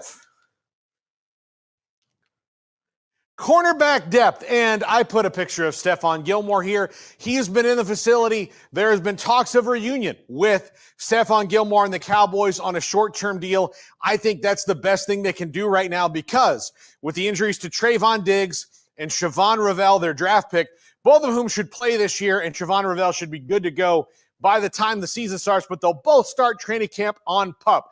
Not to mention that Kalen Carson, a cornerback draft pick from last year, who played well early on, but he is coming off injury as well. So really the only two for sure healthy cornerbacks the Cowboys have on their roster right now are Deron Bland, who's a star, and Kaiir Elam, who's a first-round bust from the Bills that they traded for in the offseason. So they don't have a whole lot of options at cornerback when it comes to experience. Getting Stephon Gilmore in there gives Trayvon Diggs more time to get healthy. It makes sure that Siobhan Ravel is ready to go. Kalen Carson and the like. I think that's the deal they're going to make. Number 4, Dak's health. He is not all the way back from that hamstring injury that caused him to miss the majority of last season, but what kind of quarterback is he now? The mobility is pretty much not really a thing anymore unless you're talking about maybe getting some short first downs or scoring in the red zone. But it has been waning since the broken leg injury of 2020. So how healthy is Dak Prescott? Look, I think we all need to admit that Dak Prescott is not everything the Cowboys need him to be or not everything that the fans want him to be. But he's still a good enough quarterback to win you division titles and probably a good enough quarterback to win you Super Bowls. Historically, quarterbacks with less accomplishments than Dak Prescott have won Super Bowls. Brad Johnson, Jeff Hostetler. I mean, I can go on. I mean, there's sometimes it's just about the team around him. The Cowboys have never really built a team around Dak Prescott that didn't have glaring holes at certain spots. And because of their lack of attention to those glaring holes, that's what the elite teams have exploited every single time. And it's always a different thing. Number 3, can you hang with the Eagles and Commanders? Or are they this person here that can't keep up? I'm not sure, even though the addition of George Pickens is an upgrade on offense, and if it works out, great. It's going to really help them open things up for CeeDee Lamb and Jake Ferguson and the running game with George Pickens there. Again, if it works, if Jonathan Mingo hits as the number 3 wide receiver, that's going to help things out. But does it matter when the Eagles and Commanders are already at least 1, if not 2 steps ahead of you? We'll see, and every season is different. But are they really there with the Eagles and Commanders? That's going to be tough. A third-place finish in the NFC East could still wind you up in the playoffs if you do it right. But are you really thinking about contending for the NFC East title realistically right now? Right now, I would say no. Number 2, a starter at running back. I'm going to keep banging this drum. Javonte Williams and Miles Sanders are guys who the Cowboys have signed in the past, a lot like them, that wind up not making the roster after training camp. I would say Javonte Williams is running back 1 right now, and Jaden Blue is running back 2, and then we'll see after that. But if Javonte Williams is your true running back 1 and your true starter, you don't really want that. The last good year he had was 2021. He's cooked. Miles Sanders is likely cooked. So what do you do at running back number 1, especially since Jaden Blue's never played that role in his career at Texas? Is he your change of pace guy? Can you get some big plays out of him? Absolutely. But they still need to do something at running back that is going to make them better. Are they better than they were a year ago? I really don't know, but I like the potential of Jaden Blue and pretty much nothing else at that position right now. And number 1, Micah Parsons' contract. Every day you don't do it, it gets more expensive. Just get it done. This isn't hard. And if they extend George Pickens before they get Micah Parsons done, I'm going to lose my freaking mind. Just get Micah Parsons done. George Pickens, make him play it out. Do not extend him. Make him earn it in a contract year. They have messed this up, though, in the past, because if George Pickens has 2 good games in a row, they'll extend him and be like, we've done it. Don't. Make him earn it. And with Micah Parsons, dude's earned it. Make him the highest paid defensive player in the history of the NFL yesterday. Months ago. Should have done it. Years. You could have done it a year ago. You'd be sitting pretty. But no. You're smarter than everybody else. Stop pretending to be smarter than everybody else. Just get it done. That's going to do it for the top 5. Happy to be back. Dollywood is awesome. You should go there. Gatlinburg has a lot of moonshine. Smoky, talk about some polls. Yeah, it's beautiful setting. We've been up there on a trip one time to a cabin up in Sevierville, which is just that's an incredible right there. backdrop. That's where I stayed, yeah. I want to say hi to Bill Gorman. I saw him earlier this morning. I was walking out and a convenience store, said hi to somebody, and he said, your voice is familiar. And I told him, well, he goes, oh, yeah, you guys are on 365 Sports. He watches us quite a bit. So, Bill Gorman, thank you very much for saying hi, and we do appreciate you watching what we do. All right, the polls from Andrew Valade. I saw this earlier. The new Utah NHL team. They're the Mammoth. I love any type of mascot that does not have an S. I've said that many times. I thought it was going to be Yeti. Garrett, you mentioned that too. Mm-hmm. But they're going to be called the Utah Mammoth. I like the name. It's unique. I like unique. It's not the Bears and the Lions and the Tigers and whatever else. What do you guys think? 47, love it. 35, okay with it. Only 18 out of 100, not a fan. I love it. Love the logo. Yeti would have been the best one, but they couldn't do that for copyright reasons. Apparently, the beverage container company would not, I guess, sign off on that. So that's why they had to do Hockey Club, right? Because that's the one I think that won the initial probably poll. Yeah. I don't know if that was exactly the reasoning, but yeah, probably something to do with that. Because I think Utah Yeti, that just rolls perfectly. But since you can't have that, I think it's a great, unique name. It's one of a kind in pro sports here in America. I don't know about elsewhere. And I mean, we already knew the color scheme. It's hard to really screw up shades of blue and white and black. Like that's pretty easy to make cool looking. So yeah, I think if Yeti was off the table and it's a good name, I think the logo is really incredible. I think the logo, they absolutely knocked that out of the park. Yep. It's got some synergy with the Jazz because of the mountains in the background. Yeah, they don't. And think about that. The snow cap. By the way, I didn't know this, and I was going to ask how did they come up with Mammoth. More than 10,000 years ago, herds of mammoth claimed Utah as their home. Did you know that? Yeah. I did not know that. A lot that. of dinosaurs. Yeah, you guys are both historians and also smart and listened when you were in school. All right, the other one. General manager style in college football, shaping, construction, recruiting, etc. Is this the future of college football? I'm not so sure it's the future. It's definitely a trend. I think it's going to have to be. And I think that especially when I think you're getting to a point where the recruiting is not done by coaches until the very end. You know, like essentially, like the head coach will be involved in it. Oh, okay. But the position coaches or whatever, you'll basically have general managers going out because a lot of this will be like, I think it's eventually going to be collectively bargained, and you've got to fix the coach's calendar so that every second of every day they are not out in the world, recruiting guys over and over and over again.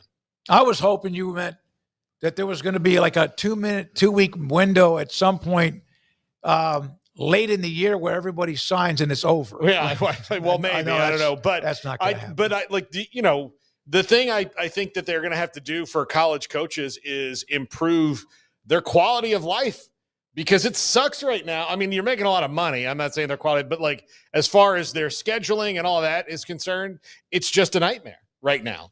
When can you actually do football? No, it's become 365 and a half days a week. I got a light on my face. We're trying to find it. Might be someone's gun scope. Craig, you think that's the future, or is it just a trend?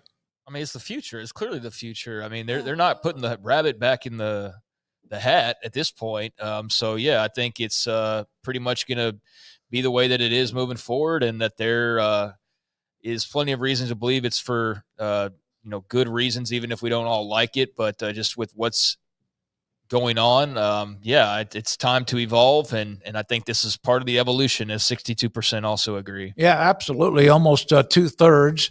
And then some, stay traditional, 23%. I don't think it's going to stay traditional. We found it. We found the culprit. It's right behind us on the set.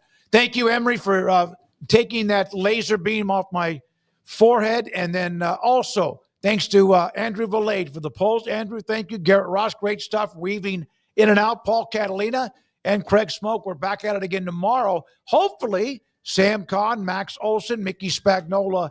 And also tomorrow is another Jake Butt, right? Sly, huh? Is it Jake Butt? Well, no, I haven't. No, he's probably going to be next week from the Big Ten Network. Sly Sylvester will join us, who covers Utah. He'll join us tomorrow on the show as well. For everybody, our sponsors, for you, the audience, we appreciate your time you give us. This is 365 Sports, and good night.